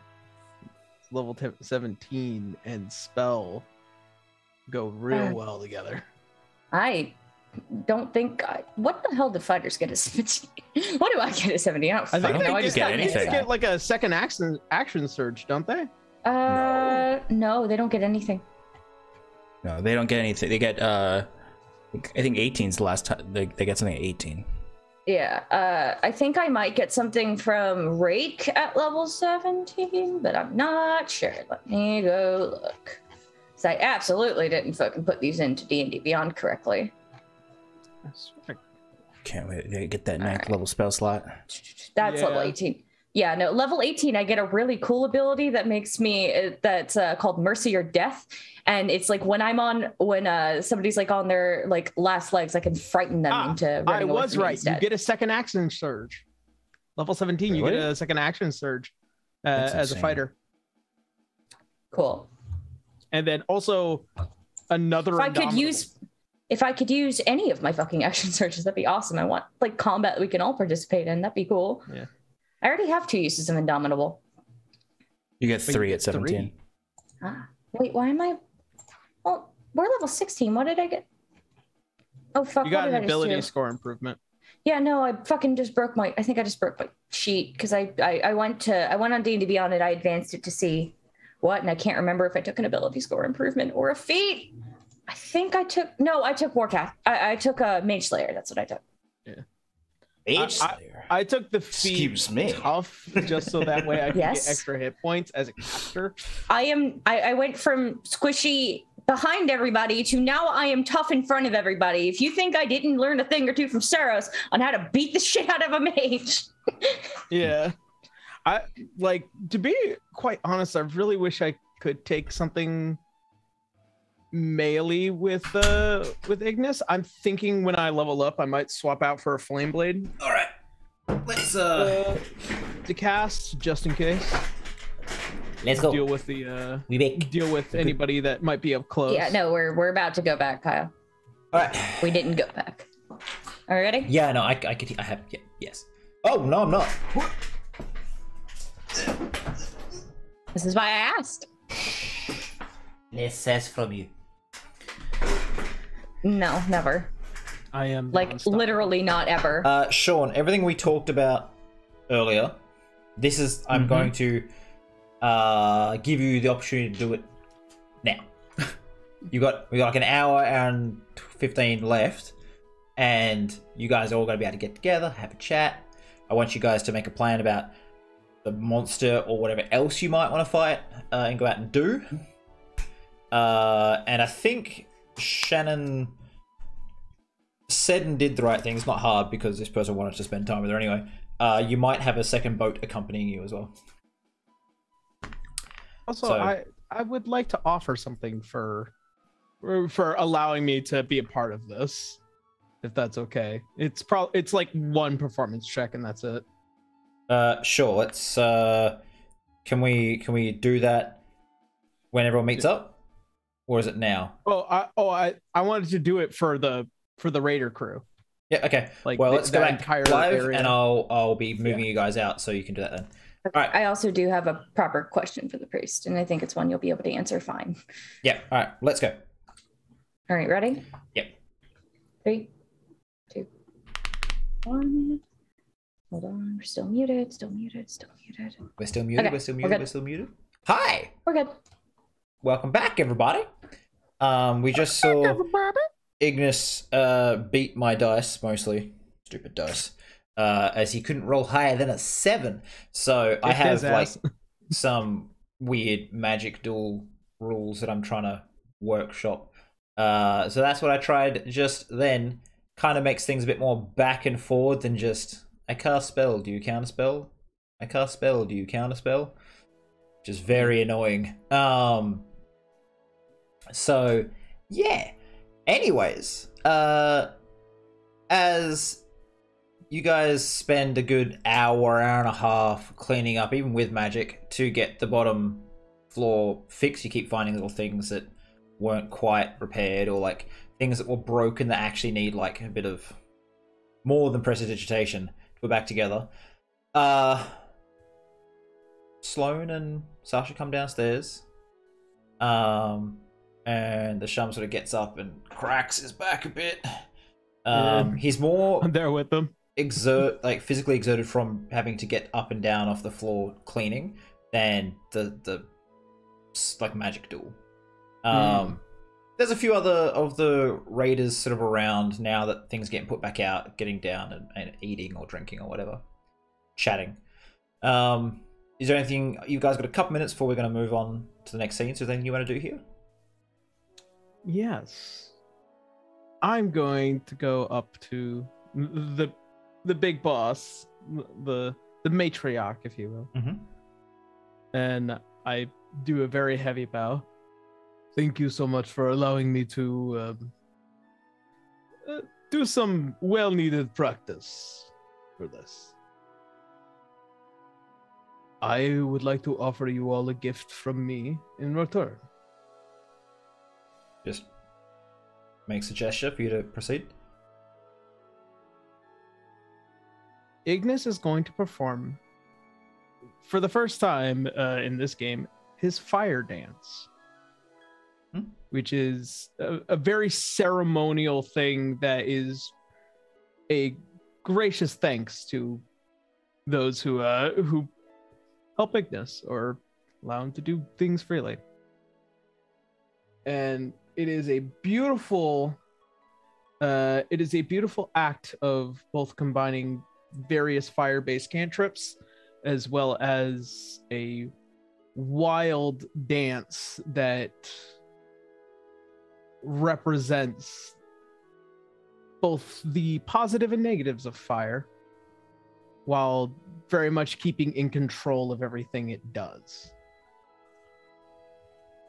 Okay. And this is in hopes to show thanks. Make a performance check. This won't be bad. No, it's going to be a 17.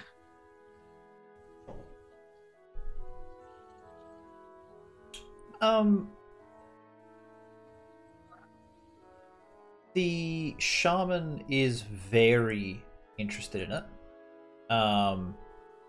He's another just big kid. He kind of like sits his ass down on the stairs and is just like hands on knees, just like watching. Whereas the matriarch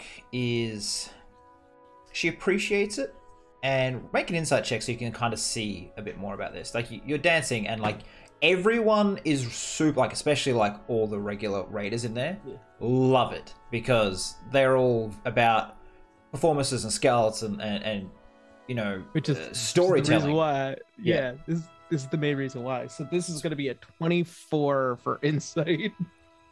The matriarch isn't actually a person that's really doesn't like that stuff. They're more interested in what you do and why you do it. So they appreciate that you're doing it, but they care more about the fact that you are powerful and will protect who she thinks is like your master, effectively, because she's like, I have a shaman, she has a shaman. It's like, you know, they're hoping that you can help Sloane out more than, and you can kind of see that in the face of just the way she's like looking at you, and she looks at Sloane, and then she kind of as you're dancing, like gives you a hard look for a moment, which softens as you keep dancing. What is Sloane's disposition here?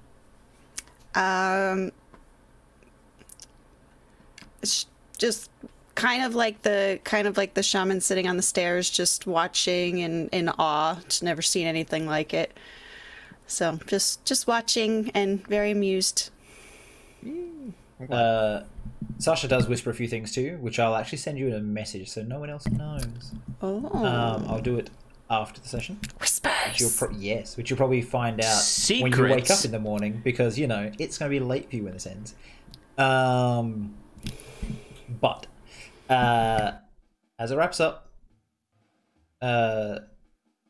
once again, Sasha offers you her elbow or her arm, and you all make your way out. At this point, Orica's due to the passing out, the priest actually like had someone cast a sleep spell on you, which would usually fail because elf, right? I'm hoping you'll indulge me here to say it's more of a restorative. Sure. Like you get to, you know, you get to actually. You've had a lot of shit go on internally, and it's kind of letting you find your balance a little bit. When you wake back up, you'll be a bit more like centered. I like to imagine when elves actually get an actual real night's sleep, it's like the best thing in the world because they usually just trance. Yeah, and that's it, right? Yeah. So this is a case of, and that's kind of what I'm trying to get at here. It's like you're gonna wake up and be like, "What was that? That was amazing. I feel great." Is that what dreams are? Like when an insomniac finally gets a night's sleep, and there's like, this is too real. Stop it. This is too real. I know. That's why I'm saying it. Stop it, Niall. I'll fight you. You call me Niall? Did you mix up Nova and Kyle? Oh. No. I was trying to talk and then I was coughing, kind of, and it was. Leave me alone. Never. Ulrich is like opening his eyes, like trying to figure out this new sensation. As I'll say, Sloane and Ignis are maybe a minute away at most. If there's something you're talking to the priest about, what is it, Neil? She would have been asking about the turtle. About what? And I need you to tell me. Did he say the priest told us that this turtle could speak to any of these gods? Yes. Right. Yes. I wanted to ask the priest if I might be able to come back to the temple later on, maybe in the evening, if we're still here, of course. Because I need to repair my relationship with Sarah and Arik, and I don't know how. The whole rolling.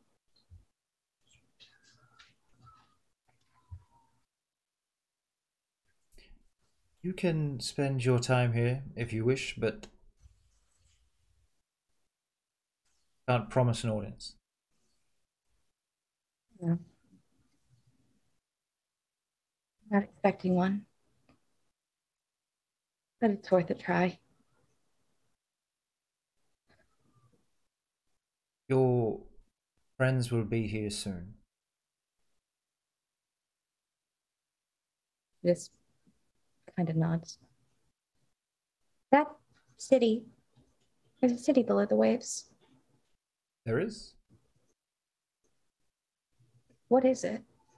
It looked destroyed. Well, it is. That is trying to take it back. The oozers destroyed it.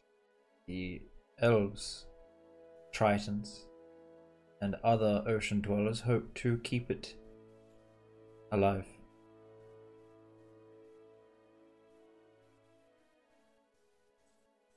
A lot of fire.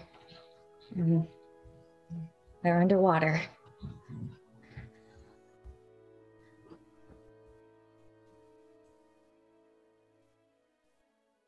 You just sort of like you've stated the obvious. He's not a he's kind of like Orakia. Like Yeah, no, she's like very kind of far away, staring out at the ocean. She's kind of 1,000 yards staring, having like PTSD flashbacks of the one that ate her head before. Yeah. So she Auric at this point, you've woken up to see Sloane, Ignis, Sasha, and the other shaman walk through the door.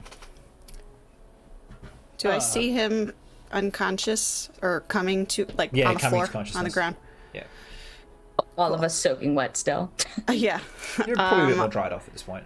It's also got to nighttime. Like it is. You guys need to get some sleep soon. Just a little damp. Just a little. Out of instinct or habit more than anything, I'll run over to where the priest and Auric and Nia are and be like, "What happened? What happened? Is he okay? Are you okay?" I am fine. I'm fine. There's been no deep damage. A more powerful will. No, it is not the first time. Didn't think it was. You've lived a long time. The first one who. The first one to. Well, I suppose that wasn't them. I wanted to make sure it was okay. I've invited Kazug to this meeting. Of course. His insights will be valuable. And on one of the benches in this area, because you were just laid out on a bench, that's all it was. You're just in like a side room where people meet to chat. Kazuk just materializes in a chair. Not a chair that was already there. He like brings his own. He's a very, very powerful mage. So he just is there. I hold out my hand to help you up, or help you sit up. We'll take it.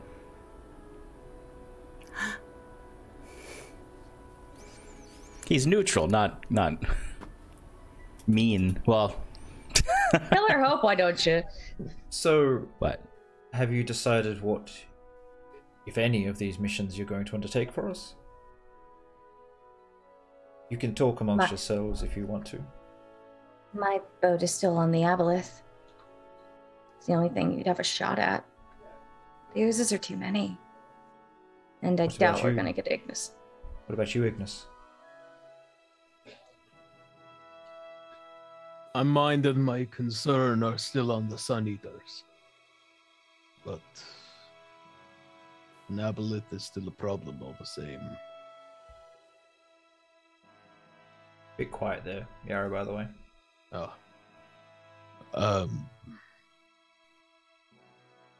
The Sun Eaters are going to be my immediate concern, but with an Aboleth causing problems, I imagined that one needs to be taken care of as well.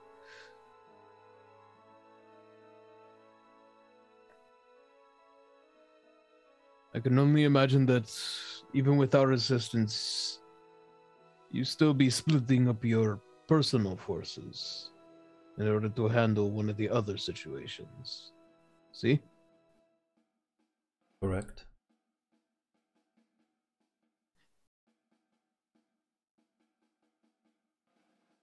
Well, have you had some time to think? You had some time to think about the ways that your own forces can assist. What tasks are suited to your strengths?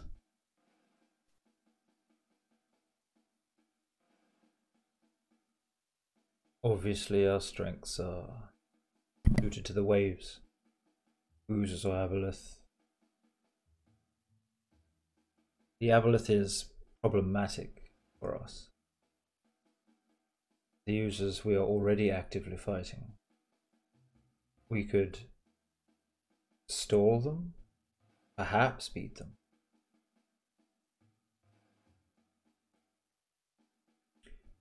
We simply don't have the money to pay for enough adventurers here to do the job, and the ones that we, frankly, are the best there are, despite the fact you have, how do they say, baggage? Less than stellar record. Well, your record is stellar, your reputation is abysmal. So, there seems to be a logical conclusion there. Is acquiring more adventurers. Where would you find such people? Maybe they'll just drift in like we did, but perhaps some of the retainers and cohorts of the diplomats here, perhaps the nearest town or nearest port outside of this, closer to Etcherdale. It sounds like you need more heroes. I think we could potentially, given the rewards of your knowledge, you will promise, spare some of our resources to help expand our influence. Are you suggesting you will open your own adventuring company? Yes. There's too much to do. We could provide and I have you, priorities. we could provide you a home here, a base. We don't move often. We have more space. Some of our priests have passed away in combat, so there's a complete open wing. Would you be willing to accept a joint ownership? We would not push any of our religions on your employees. Well, I suppose a joint venture does share some of the risks. And we will be very far away, often. But if we could have retainers that could help accomplish the vast amount of work we all need to complete, to allow us, and Orc will look to everyone, soullessly proud that he's like, I'm including everyone. I'm considerate. To focus on the endeavors most important to us. We can't kill a monolith, an aboleth, a puddle of oozes, and chase down the Sun Eaters. As much as I'd like to be in more places than one, I can't. Yet. Kazuk smiles that last yet. Well, we would have a 35% stake, and we'll give your first chapter house a home here. I could think of nowhere better than a neutral island that stays out of the pettiness of these mortal nations. Though my biases might prevent proper growth of the company, so I'm glad we have business partners.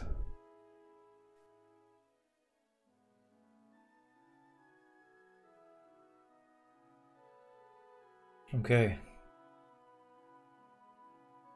Well, we will talk later of names and other things for your new endeavor. Is there Marketing any... is not my strength. We'll figure it out. But is there anything you need to make... Do you have a list of things that we could start advertising? Maybe... We don't know what missions you have available apart from the 3 I proposed, and how much you will pay people. I think we would need to discuss first what we are endeavoring. It sounds like this Aboleth is the most pressing and accessible to us at resolving. First quest, then, for would-be adventurers would be to support you in taking care of this puddle of ooze. Perhaps helping find Sun Eater activity. Those would be high value. Would require quite strong champions for that. But I'm certain over time, the rest of us can discern things we will need to be done. Things we can't do because we're sailing to Yakelheim or talking to important people in Duskfall. I suppose if things go according to everyone's plan, saving the world. But we will need proxies. Right? And Orc will look to the rest of them. We have money. We have influence.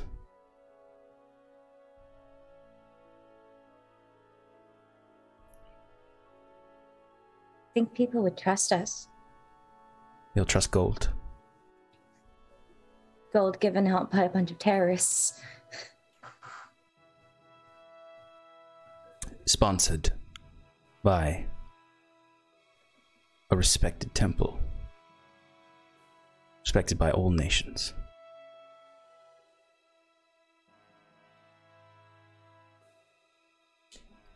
This could be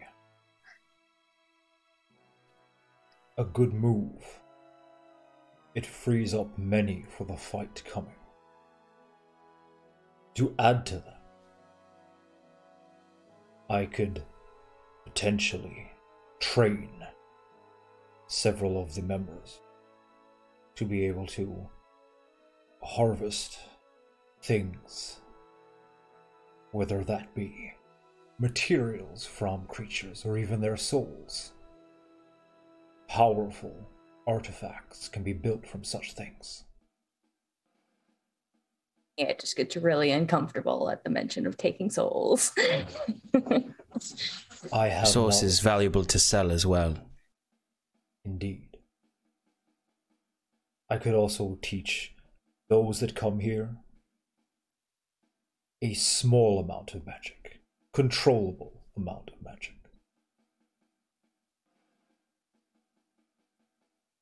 If you'd have me. Of course. I'd see no better, more valuable ally. Nods to you.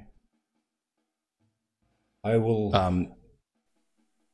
put together a tome for you, Auric, on the harvesting, crafting, creating of objects, artifacts, weapons from the bodies of your enemies.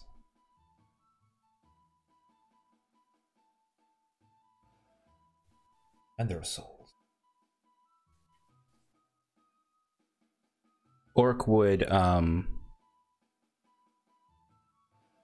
have some, barely perceptible reactions to these things that I'm sure of anyone he can see. With an act, but he would. Cool. That was his insight. So, give it. Yeah, I just basically like processing. Like there's, I wouldn't say remnants of auric because there are no remnants of auric in there, but just sort of knee-jerk reactions from the brain tissue left from Oric, of confusion and slight discomfort, with not what you said necessarily, but with looking to the rest of the group for consensus and other things. Yeah, but he particularly Nia turns to uncomfortable.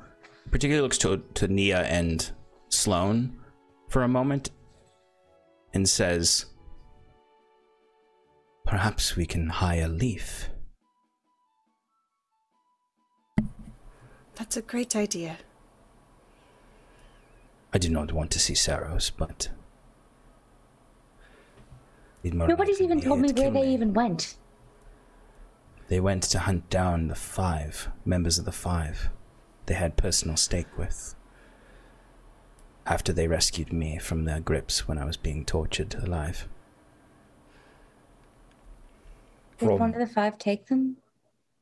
Messages I've received from my informants, they have been seen fighting 2 of the 5 around the capital of Etredale. The automaton. Yes. And the witch. They dealt a significant blow to the witch before I disappeared through the portal, if I recall. Not that one. She is in fact dead. They did kill her. I had hoped that was the result, but I was not certain. Did I know that? Did the 5 tell me that Madness had died? I don't believe so. Yeah, Nia just sinks a little in her chair, a little shocked. Our prospects are a bit brighter then. But also, Sloane, with his help and the things he can teach me, the resources I hope to gather from these endeavors, with time, I may have a way of resolving your parasitic issue. Oh. Make a wisdom save, Sloane. Can I make a perception or an insight check to see if something's happening when she makes the wisdom save? Okay. Would you like to use a hero point to reroll that? If I can tell that something's happening, I will use my what's it called? What's the ability? Sorry. Coronal Shift to let her reroll. Okay. Well, you got a free reroll first. Yeah, I'm just saying in case she doesn't use it, or if you want to use a again. hero point before the free reroll, you can auto succeed that free reroll. Oh, I see what you're saying. I got a dirty 20, by the way. If I use it now, does that mean I can't use it again ever in the future? Just for this session. It does refresh every session. Every session. Just we don't Okay, use I it couldn't very remember. I'm just letting you know. Sure. So, you see everyone in the room as they're talking sees Sloane start to shift, and then Oric just moves his fingers a little bit, and it just sort of back in. I can only do things like that so much to help you. I appreciate it. But it's for the safety of us all. You can sit wherever you want to sit. I just wanted to have Nia squeeze Sloane's hand, if we noticed that. It's in the best interest of all of us. For our survival. I know I'm dangerous. You don't have to point it out every time. I'm not pointing out that you're dangerous. That's We all have exactly known what that you since did. we met you. I'm pointing out that it has gotten worse. We know that too. I think we all know that. Which is why I am saying, with these efforts, we may be able to resolve it and free you from the parasitic soul within you. Great. How quickly their gratitude shifts to anger.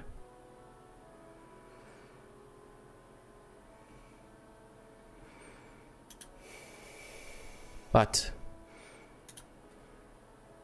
if we are in agreement about the Aboleth situation, we can start making preparations for that.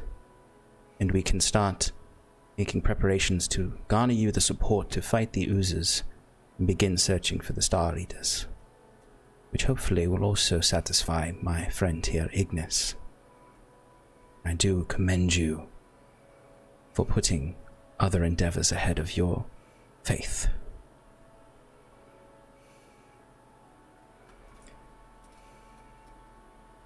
Your friend Saren is currently meeting the Orosin, talking to their chieftains. Her brother is a powerful warrior. Perhaps he could lead one of these teams? That is an excellent idea. You're muted. I think you're muted. Oh, probably for the best. Sorry if I talked over you. I didn't hear you talk, obviously. It's fine. I was like, wait, nothing? Okay, I'll speak. Okay, so he sort of just nods. Is there anything else you need to plan? Anything else you need? And the priest just sort of like looks around the room. If there is anything else at all we can assist with. There is. Yes? And I look at Auric. Something's wrong with him. He's been acting strange. We don't know what. At that point, Kazuk just like, you don't know? His soul is missing. Did we know this before? I didn't think so. Okay. We kind of gathered he was missing something, but we weren't exactly sure what. Is that something we can fix? How do we get that back? It depends where it is. Well, where is it? He just started acting like this a couple days ago. We don't know. Did you know about this? Looking at Nia. Did you know his soul was gone? I didn't know I didn't know his soul was gone. I just knew he was acting weird. I didn't know.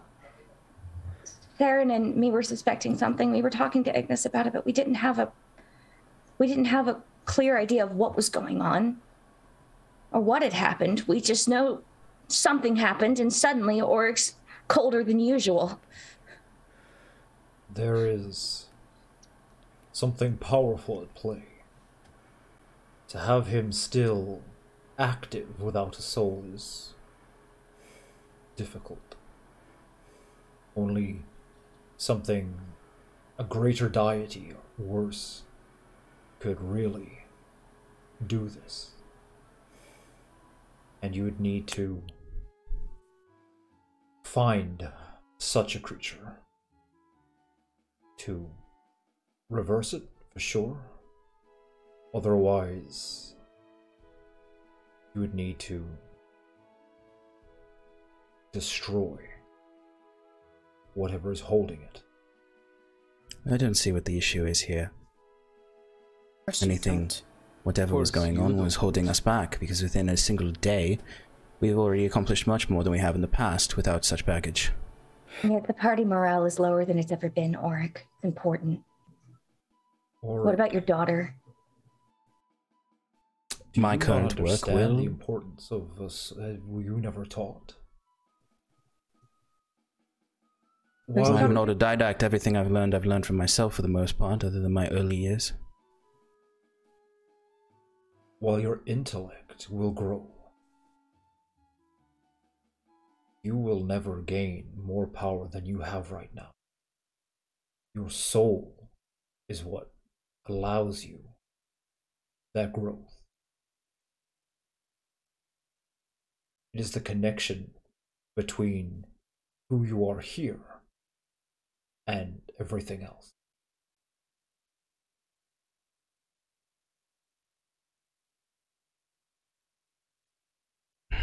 So what you're saying is no level 9 spells.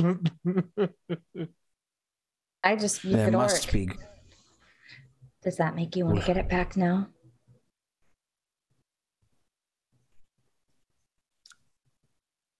If it is necessary.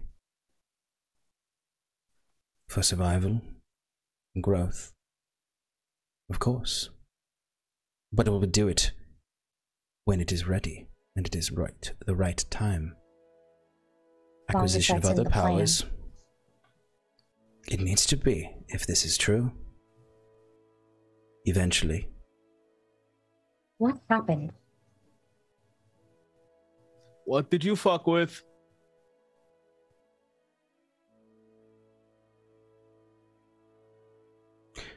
The only thing that I can think of is I have spent months subjecting myself to the wayward paths of you all. Influenced me to do something foolish, I'm certain. Context clues would point clearly to the void. If anyone had any sense to understand. Buzzog looks worried now.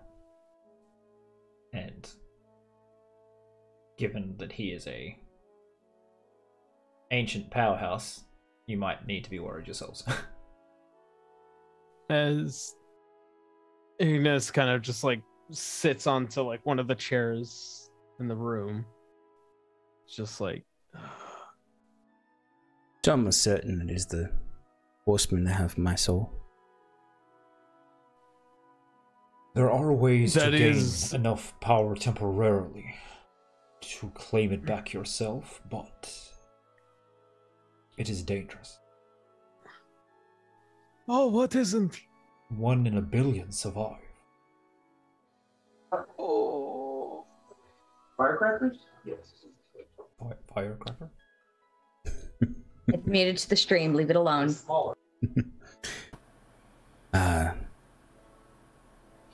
Well, we'll have to research all options and all methods and paths that will lead towards unlocking that power back to me.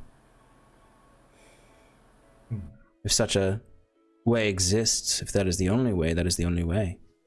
But I think there are other ways, most likely. This universe could be cut in many paths, in many shapes. You didn't answer my question about your daughter, Auric. My daughter will benefit from the current plan.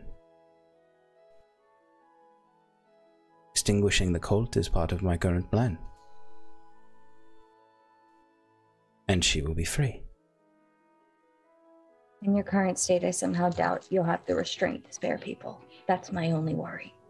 Except that I have greater restraint than this group. Unnecessary I also collateral think you damage. also care less about lives than this group. And that's coming from a table full of killers. I'm just saying it's something that we need to be worried about. That's I say there's a lot to be worried about each of you as well. the priest. Equally, actually if ends not up raising more. his hand, like, that's enough. We don't need infighting. I just think that people need to look at things more clearly, and their emotions are going to get them into trouble. Understood, but right now this isn't helping. You want to be efficient. This is a conversation for later. Right now we're planning. Cannot unshackle Yako's boat. It's not within my power. Tisha would need to be sent to the Elven Emperor. However, with you all on it, that is one of the most capable craft on the ocean still. So, we will give you the direction, the heading, for moving towards the Aboleth. You'll need to find some clues. We will begin the creating of a new adventuring company.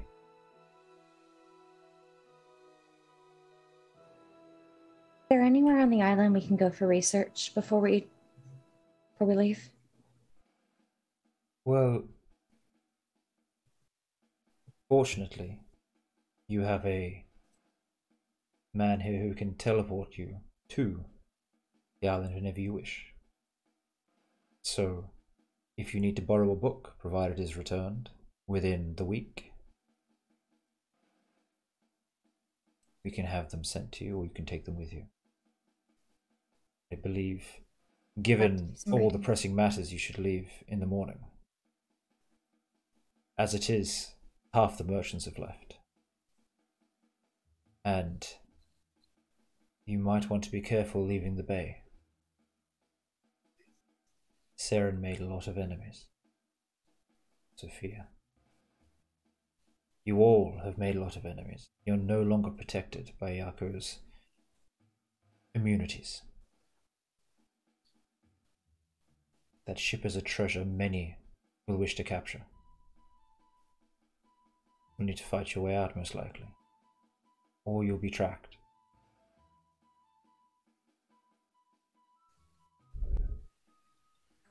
I look at Sloane. Do you want to fight this? If we have to fight our way out, is that something you're okay to do? Yes. I'll do whatever it takes to get his soul back. And not just for power. If we're fighting at sea, I would suggest Ignis and I take care of the ships. Somehow I doubt it's only going to stay on the sea. Sloane, Sasha leans across to you. We will come with you. We'll stay close enough that you can move to our boat when you wish. You can continue, or start even, your training. Is that something you would like? Very good. I look forward to it. Well, if there's nothing else to discuss, this has been very boring, and I'd like to take my new friend here for some tea.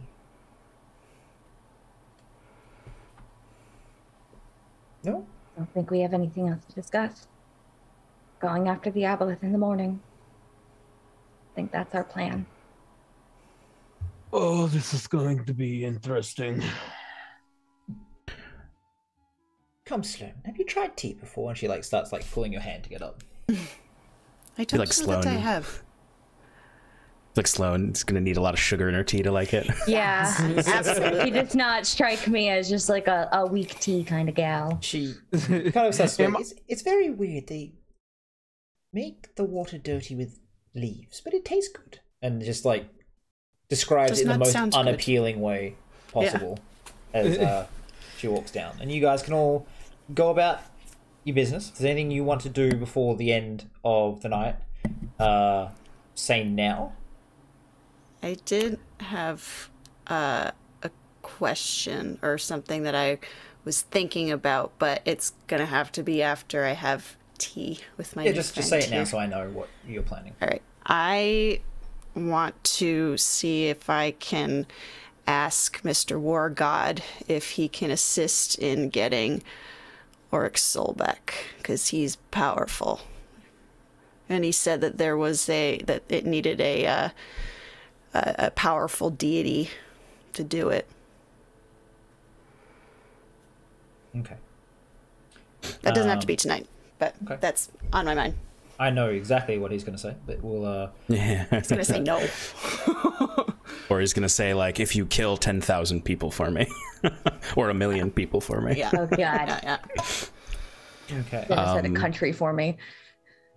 Yeah, I think the only thing Oric would do, and this doesn't have to be tonight either, it would be just very briefly, he would have a small set of questions for Kazakh.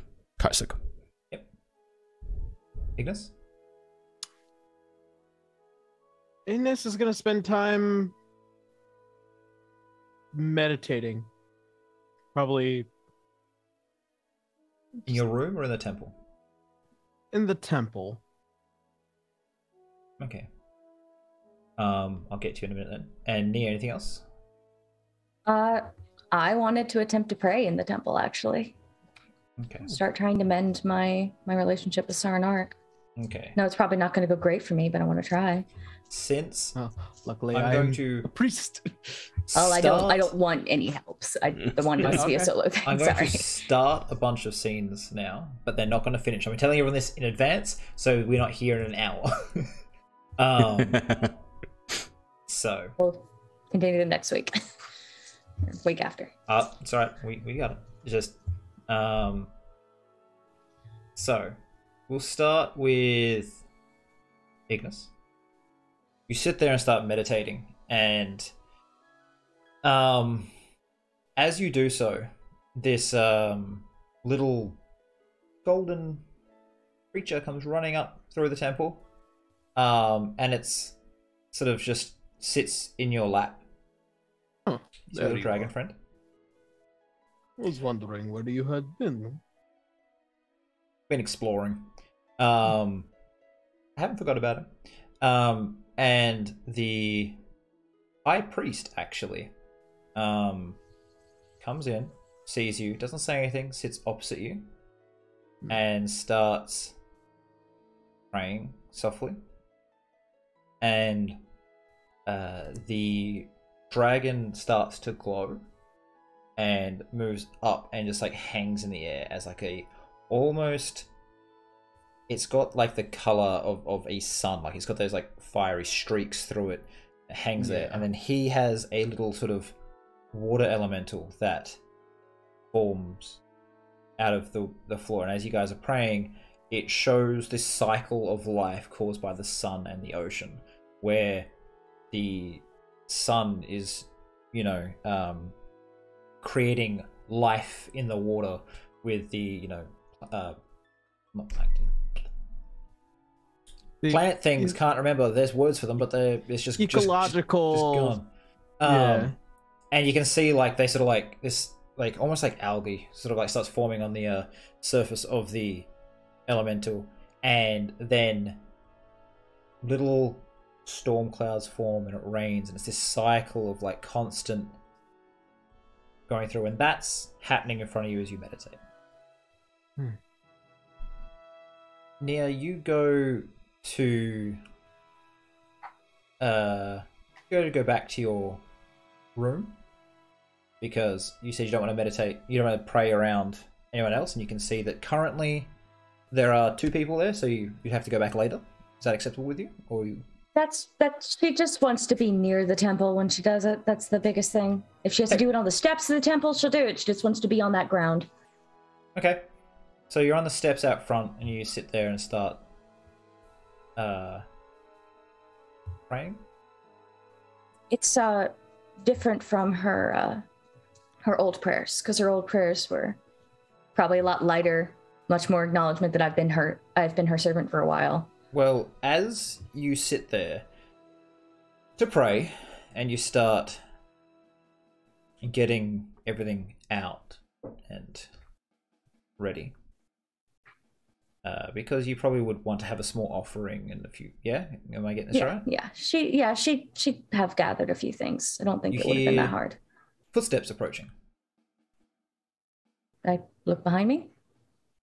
Coming from sort of like the side, and a tall, relatively attractive man with a sharp facial hair sits down next to you. Oh no. Everything all right there, Nia? She probably looks a little startled. Honestly, I don't think she was expecting him to fucking show up. Well, like probably knocks over like some of the water that was in the offering. It's like, oh,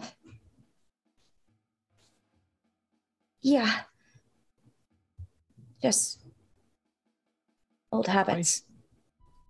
I have a quick question. If this is near the temple and I hear that get knocked over. No. Big place. No. Okay.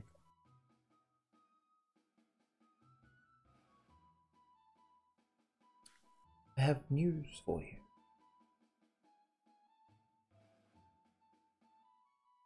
Arron is alive. Well, almost. We're holding him in stasis until you can return. He's safe. See him? I didn't hear what you just said. Sorry. Noise gate. Can I see him? You could, but it'd be better if you finished the task you've Please. set out to do. He's not It on would- the island. He's far, far away. There's no way you can show me in any way it would help. Not within my abilities. Sorry. You need some sort of farseer. They're not easy to come by, right? Not one of those anymore. But he's alive. You got him. Did you manage to retrieve his soul, or is it still in the sword? Still in the sword. Another reason to keep him in stasis. But you get him back. You get that soul.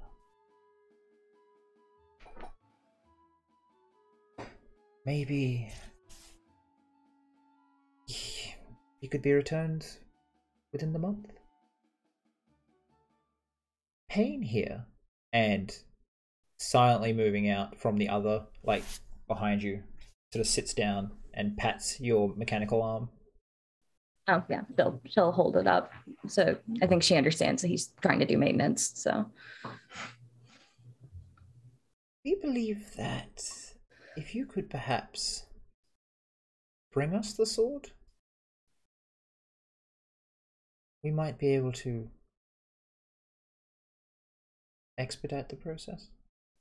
I know I sent you off to do something, and I still want you to do it, but this is a more guaranteed way, as opposed to you having to do something for us so that we'll do it for you.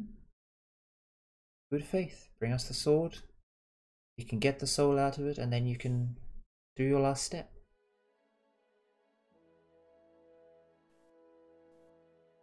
Sloan, that sword won't leave Sloan's hand.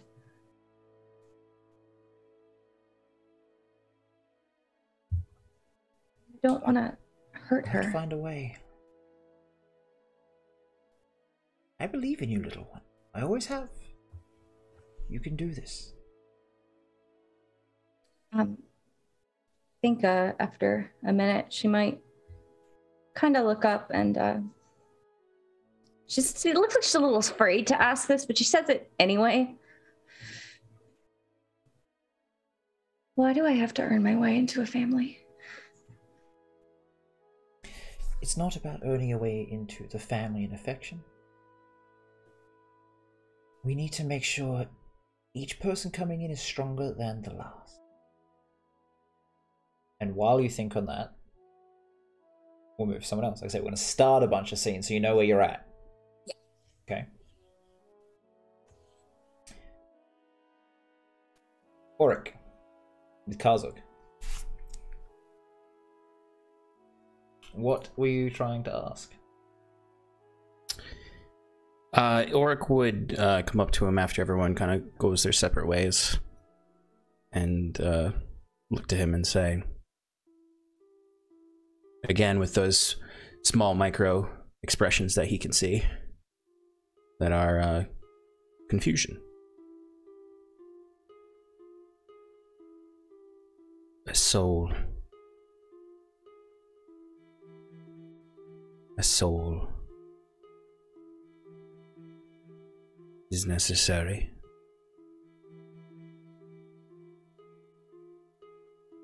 You said powerful entities can retrieve these things.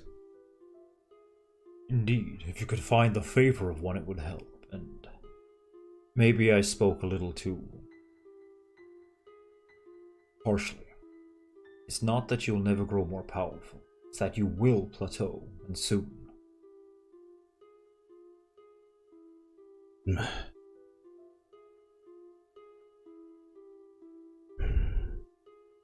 I suppose that makes sense, given the nature. I'm surprised I did not see this or understand it sooner.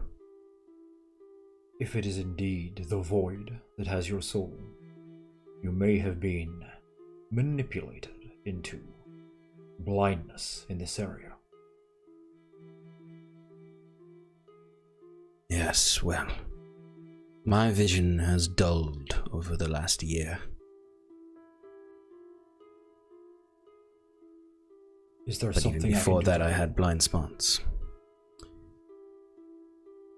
I suppose more tutelage in these things you speak of.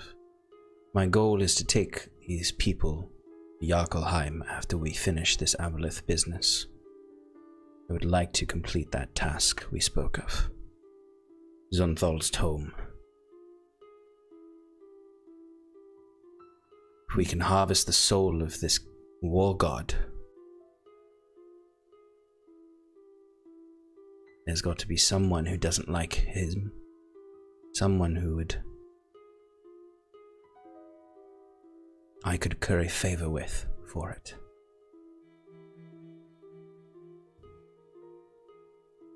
Or use it. There's another means. I will find the requisite knowledge. Whether it's in one of my old tomes or in Zonthal, we will find it. You will learn. That artifact, the eye,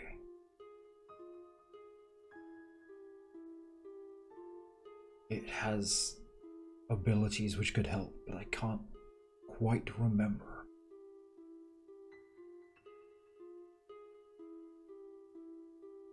What has it done in the past?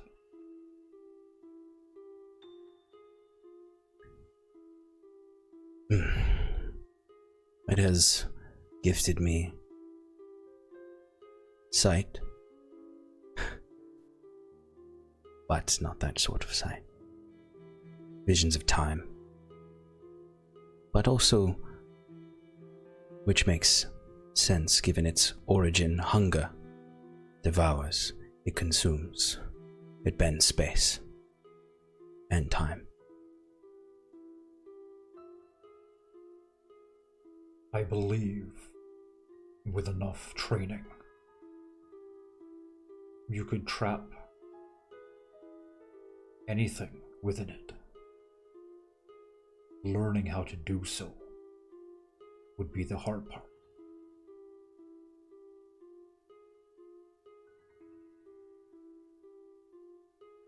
Whatever it Anytime you takes. fail,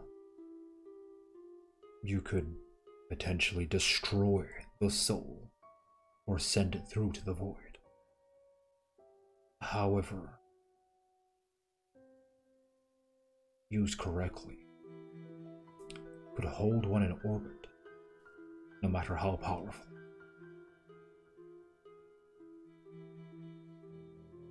I desire this. I do not have the full knowledge here, but I will get you the info? Wow. I'll get you the information you need. You can send it to my email. That would... at hotmail.com. Yeah. This has always been the goal, the endeavor, before I even met these mortals, is to take this power, secure it away from whatever creature holds it. This helps all of us in the fight against the horsemen. Yes. To wrest that power, even a fraction, away from the creature. Before you leave in the morning, I will fetch my spellbook. You will need to take the time to decipher them and learn. Practice. Use the knowledge from there. Innovate. Find a way. And with that, we'll move to the last person. Sloan. You sitting there enjoying dirty leaf water. I put lots of sugar in it. Yeah, For you sure. have sugar water now. Congratulations. Excellent. She kind of like sits there and she, you know, tries different types of teas with you and bits of milk with it, bits of sugar with it, till you get what you like.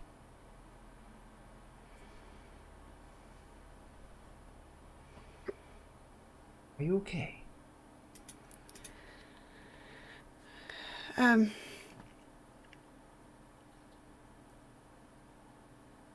Yes. Yes, just distracted, I guess. Big fight coming. The biggest. Would you like training now? Or would you like to wait till we have time somewhere else?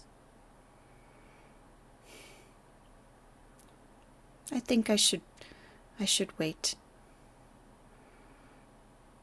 It's probably the smarter thing to do.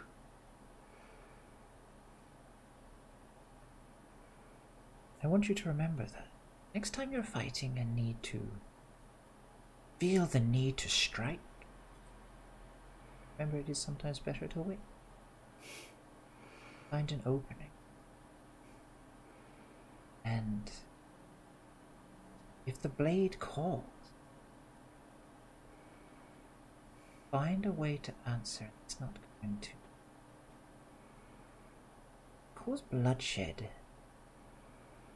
Unstoppable. So far, I haven't been able to.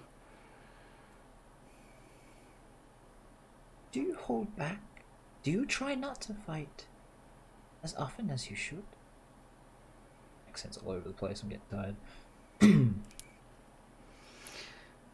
I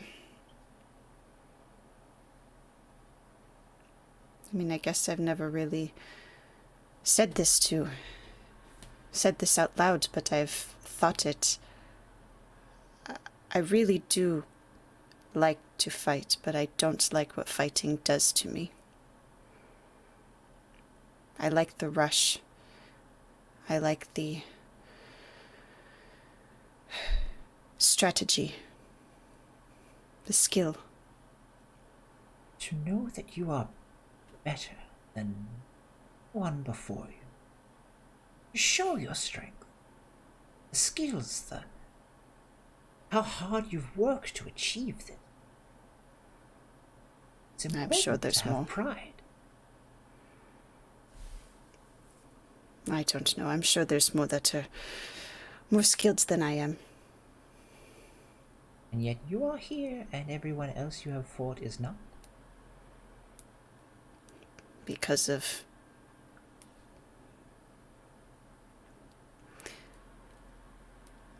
the uncontrollable when it gets out of control.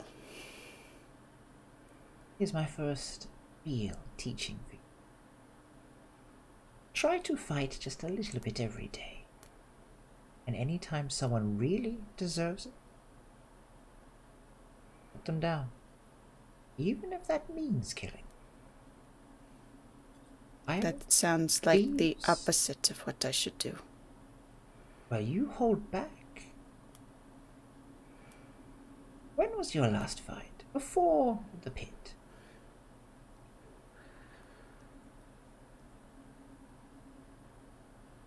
I don't remember. You told me that. You never said to anyone that you like to fight. So, I believe you spend months bottling up your instinct. So when you finally let loose, you can't hold it back any longer. Try controlled bursts of aggression. Spar every day. And when you fight against someone who deserves death, cause harm to others, doesn't care for their well-being, end them. They're not going to help us in the battles to come. It might not be the way the civilized world thinks, but you're a raider from the north. You know life is hard.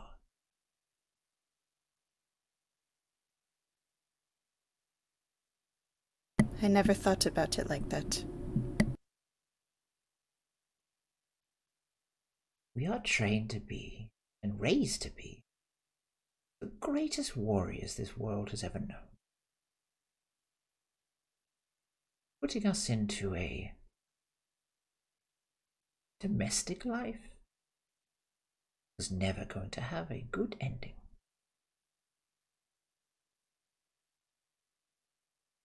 Fight where you need to. Don't let anyone hold you back. I can try. Never be sorry for who you are, no matter what anyone says.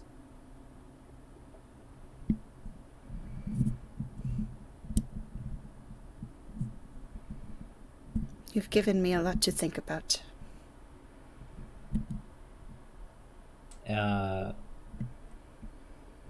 We will probably end the session there.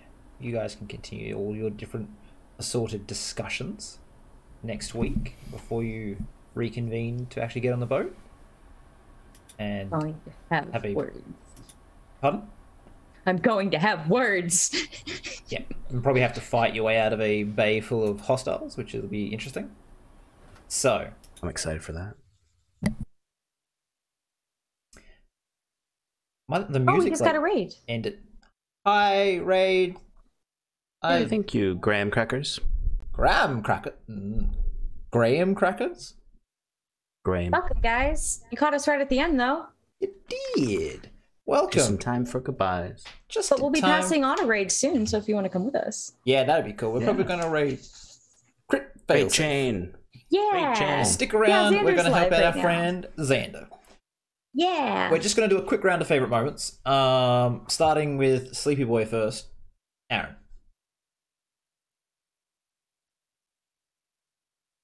Wizard fight. Wizard fight? Yeah, that might be. And tell us who you are and where you're from. Oh, hi, hello. I'm Arron. I'm otherwise known as Shannon. If I look tired, that is because I've been working for the past several days. So there's that. I am the creator of How to Be an Adventurer, otherwise known as Don Machi, the Abridged series, as well as the Dungeon Master and pretty much showrunner of D6, where we are currently running our 4th iteration of the campaign, D6 Black Archives, with my friends Blue Kazanade, Distortion Devil, Jay the Firefox, who is also my sister, and also my good friend Dai Tomodachi, who is an amazing animator. If you guys want to see this show go live, it will go up on Sundays at 6 p.m. Pacific Standard Time. If you want to see the VODs, it is over on the D6 D&D live show YouTube channel. And we also have a podcast of this campaign, both on Spotify and Apple podcast platforms. And that's it. Yeah. Next up, we'll go with Shelby. Give us a couple favorite moments. Well, let's see. I'm gonna do one for a couple. I love the idea of Shannon trying tea, of Sloan trying tea. Sorry, not Shannon. You're Shannon. No, Shannon too. Shannon doesn't drink tea. It's terrible. Why? Somehow that doesn't surprise me. Okay. That's me. That doesn't seem like the kind of taste you like. I don't know. You seem like more sweet inclined. So Sloan. Sloan trying tea was hilarious. It was such a small moment. Yeah. You're also gonna be mama. It's fine. So that was just a little Sloan moment. Sloan had a lot of good moments, but that was a little thing that I liked. That was nice. Also, I like that Nia and Sloan are repairing the relationship a little bit. Little things happening, but it's nice. Auric is doing a fucking... God, Sean, you're doing such a good job being a soulless asshole, and I love it. Why does everyone think he's an asshole? I mean, I think he's an asshole because I'm super endeared to Sloan and he's making Sloan sad. It's the same reason people think Nia's dad's an asshole, because they're super endeared to Nia and he's making her sad. All right, it's just know your audience, man. It's the bad dad vibe. All right, continue. And Kyle, you handled the whole party being split really well. Thanks. Yeah, like I didn't feel like anybody had too much time or too little time. I felt like it was pretty equal. Yeah, I figured you guys are going to be stuck as a 4/5 man group for the next like 2-3 months. So I'm letting you have your last hurrah as separate individuals if you need them. I want to fight Sloan. That's my wish for some time. I want to spar with Sloan. I want to see only these two someone make had happen. just suggested that she should fight every day. Yeah, well, that's what I'm saying. Buddy. I will be your sparring partner. Let's repair it. That's how we do it. Let's do it. But yeah, I've been feeling Shelby perfectly or aligned. Whistle or Shibby Dibby Doo. I'm from the channel Whistle While You Work. I'm into brand change. I explained all this in the intro. Rewind if you want to see it. I am a regular player here on Roll for Damage. I play in our World of Darkness games that plays on Thursdays. That's ran by Rogue Uzu, who plays Saren. Unfortunately, she's not here today. I'm also going to plug Rogue Uzu's a really cool content creator over on YouTube on the channel Rogue Uzu, where she tells the stories of her very first World of Darkness game that she ran. It's real fucking cool. She also like told the story of a really sweet love story she had in her games, so you should go check her out. She draws too. She's an artist. Yes, awesome she artist. draws too, and she's fucking great at it. Oh, also, I'm on Crit Failsafe on Mondays, the channel we're about to raid, where I play in a hacked Pyro by the Apocalypse game called The Between. It's very like Penny Dreadful vibes. It's real fun. Okay. Sean. Oh, I'm not last this week? Yeah, I thought the problem is I'm I tend to move always last at the across end. my screen and you're always down that end. Yeah. So it's just sorry. All good. I am Sean. My favorite parts tonight were many. I love Sloane's actions tonight. The subtle, just like seizing, like Sloane's finally being like, fuck it. I'm gonna start making decisions about my life. I'm not going to wait anymore. Magic Bank's gonna tell me what I'm doing. Exactly. And like I loved the way that she embraced this person who is a lot like her, although sus, but Very sus. but saying a lot of things that make a lot of sense. It's the voice, I think. Makes me think of Floki from It's Vikings. actually a little bit meant to be like Floki sounding, because I was like, I have to make and something. Floki is sus. Yeah. I was like, I have to make a voice that's different enough from just standard Scandinavian or whatever. So if I do need to do another one, TV Scandinavian. identifiable. Yeah. So. But no, I generally, like I said, I love what Sloane's doing. I also love that you're as always sticking to character, and like someone else could have easily just been like, oh well, Sloane was just gonna be a little less angry at Oric now because he doesn't have a soul, but no, you're committing to the character. The character doesn't gets it, probably at least in the surface level, but still is like, but he's being a dick to me. I think he's being a dick to me. So I'm still gonna make comments to him, even though it's like throwing eggs at a brick wall. It's like not gonna make him feel bad. Same Makes her thing. feel better. Exactly. It's almost identical kind of favorite thing for Nia. I loved when Nia pushed back against the 5, like that moment, that question. I know that Small Town Creepy mentioned it in the chat, like when you ask like why do I have to prove myself to be a part of this family. Like I loved that. I thought that was a great choice. Just enough resistance for where she is at. And then of course this butting of heads of Ignis and this shaman was just very entertaining to watch. Particularly, it just was, I always love some good old-fashioned wizard fighting.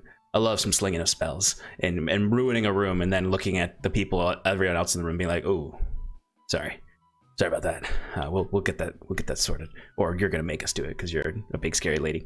And I agree 100% with Shelby Nova. I think you did a really good job tonight of handling everyone being separate, but then also bringing everyone back together.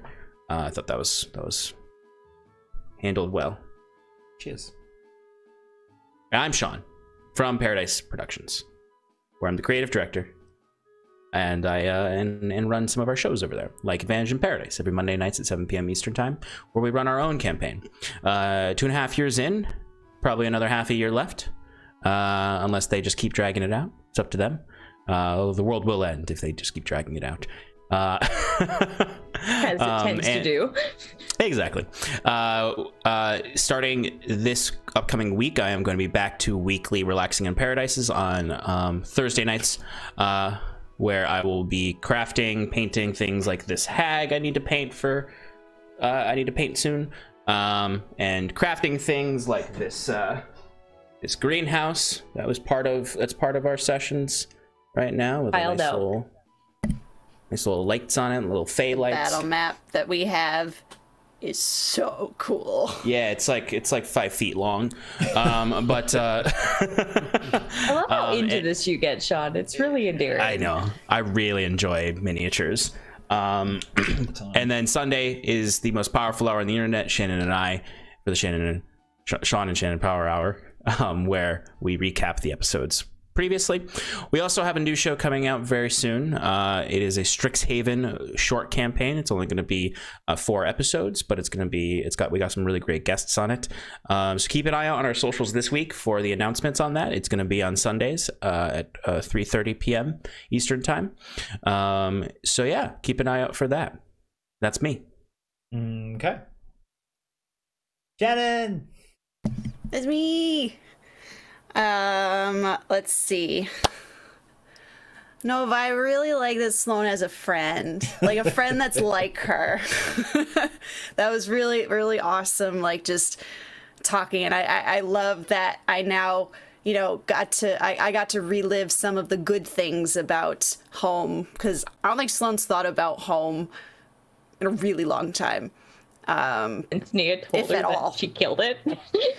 Yeah, exactly. And she doesn't have a lot of fond memories of her home, but talking with Sasha was great, and I liked that event.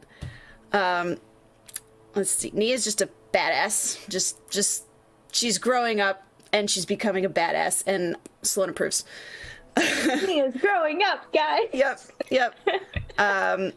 Yeah, Wizard Fight was so much fun. I loved the fire and ice theme.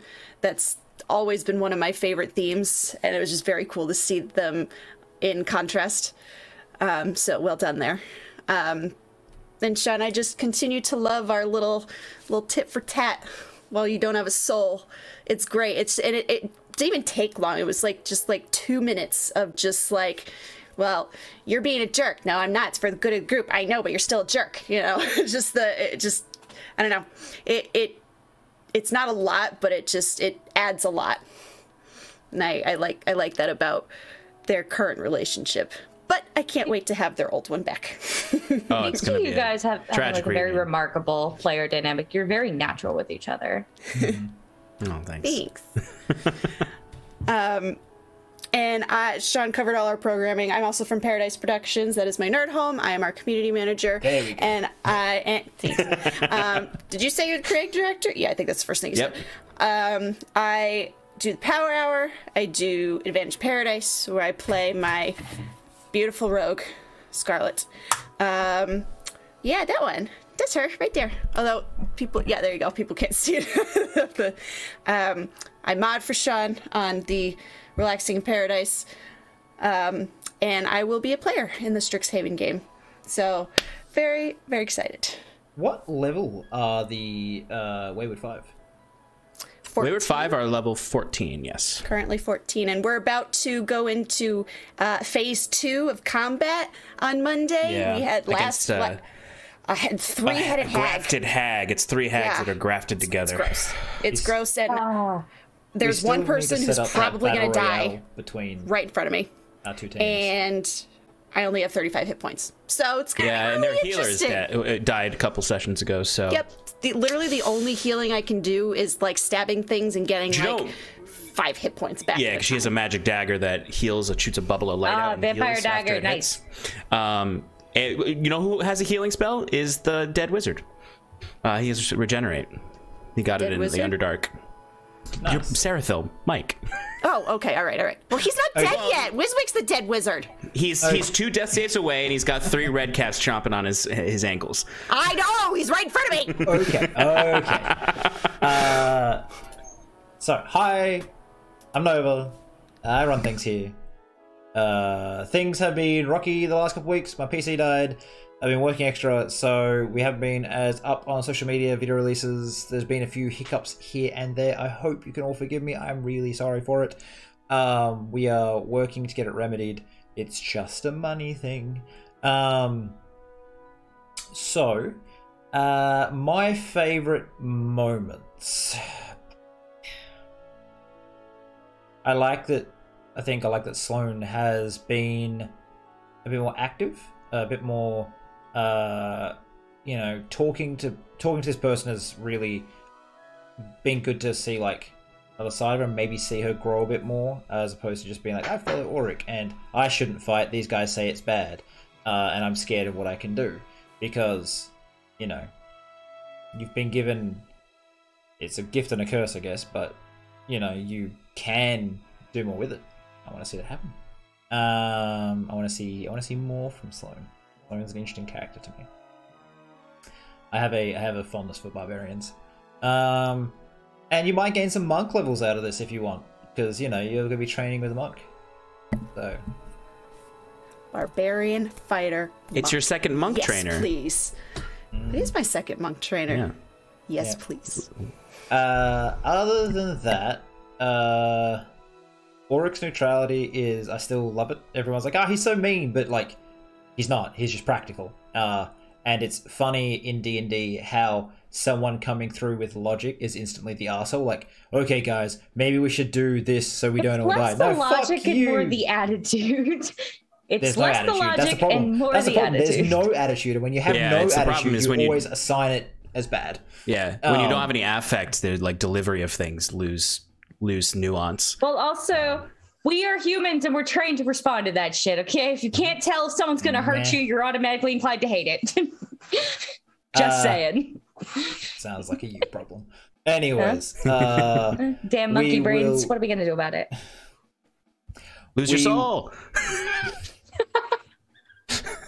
Other than Try that, Monkey. I think they're probably my 2 highlights. Everything was interesting. I liked the wizard fight. I liked Nia trying to make small moments for Sloan. It was all good. So we're gonna run a 30-second ad and then raid's on. Please stick around. We're going to go raid Crit Failsafe if it's still up. But if everyone could just, wave at the camera, say goodbye. We really. Hey guys, if you go to Crit Failsafe, write man in the sun mask in the chat. We will be heading off in just a second. Yeah. All right.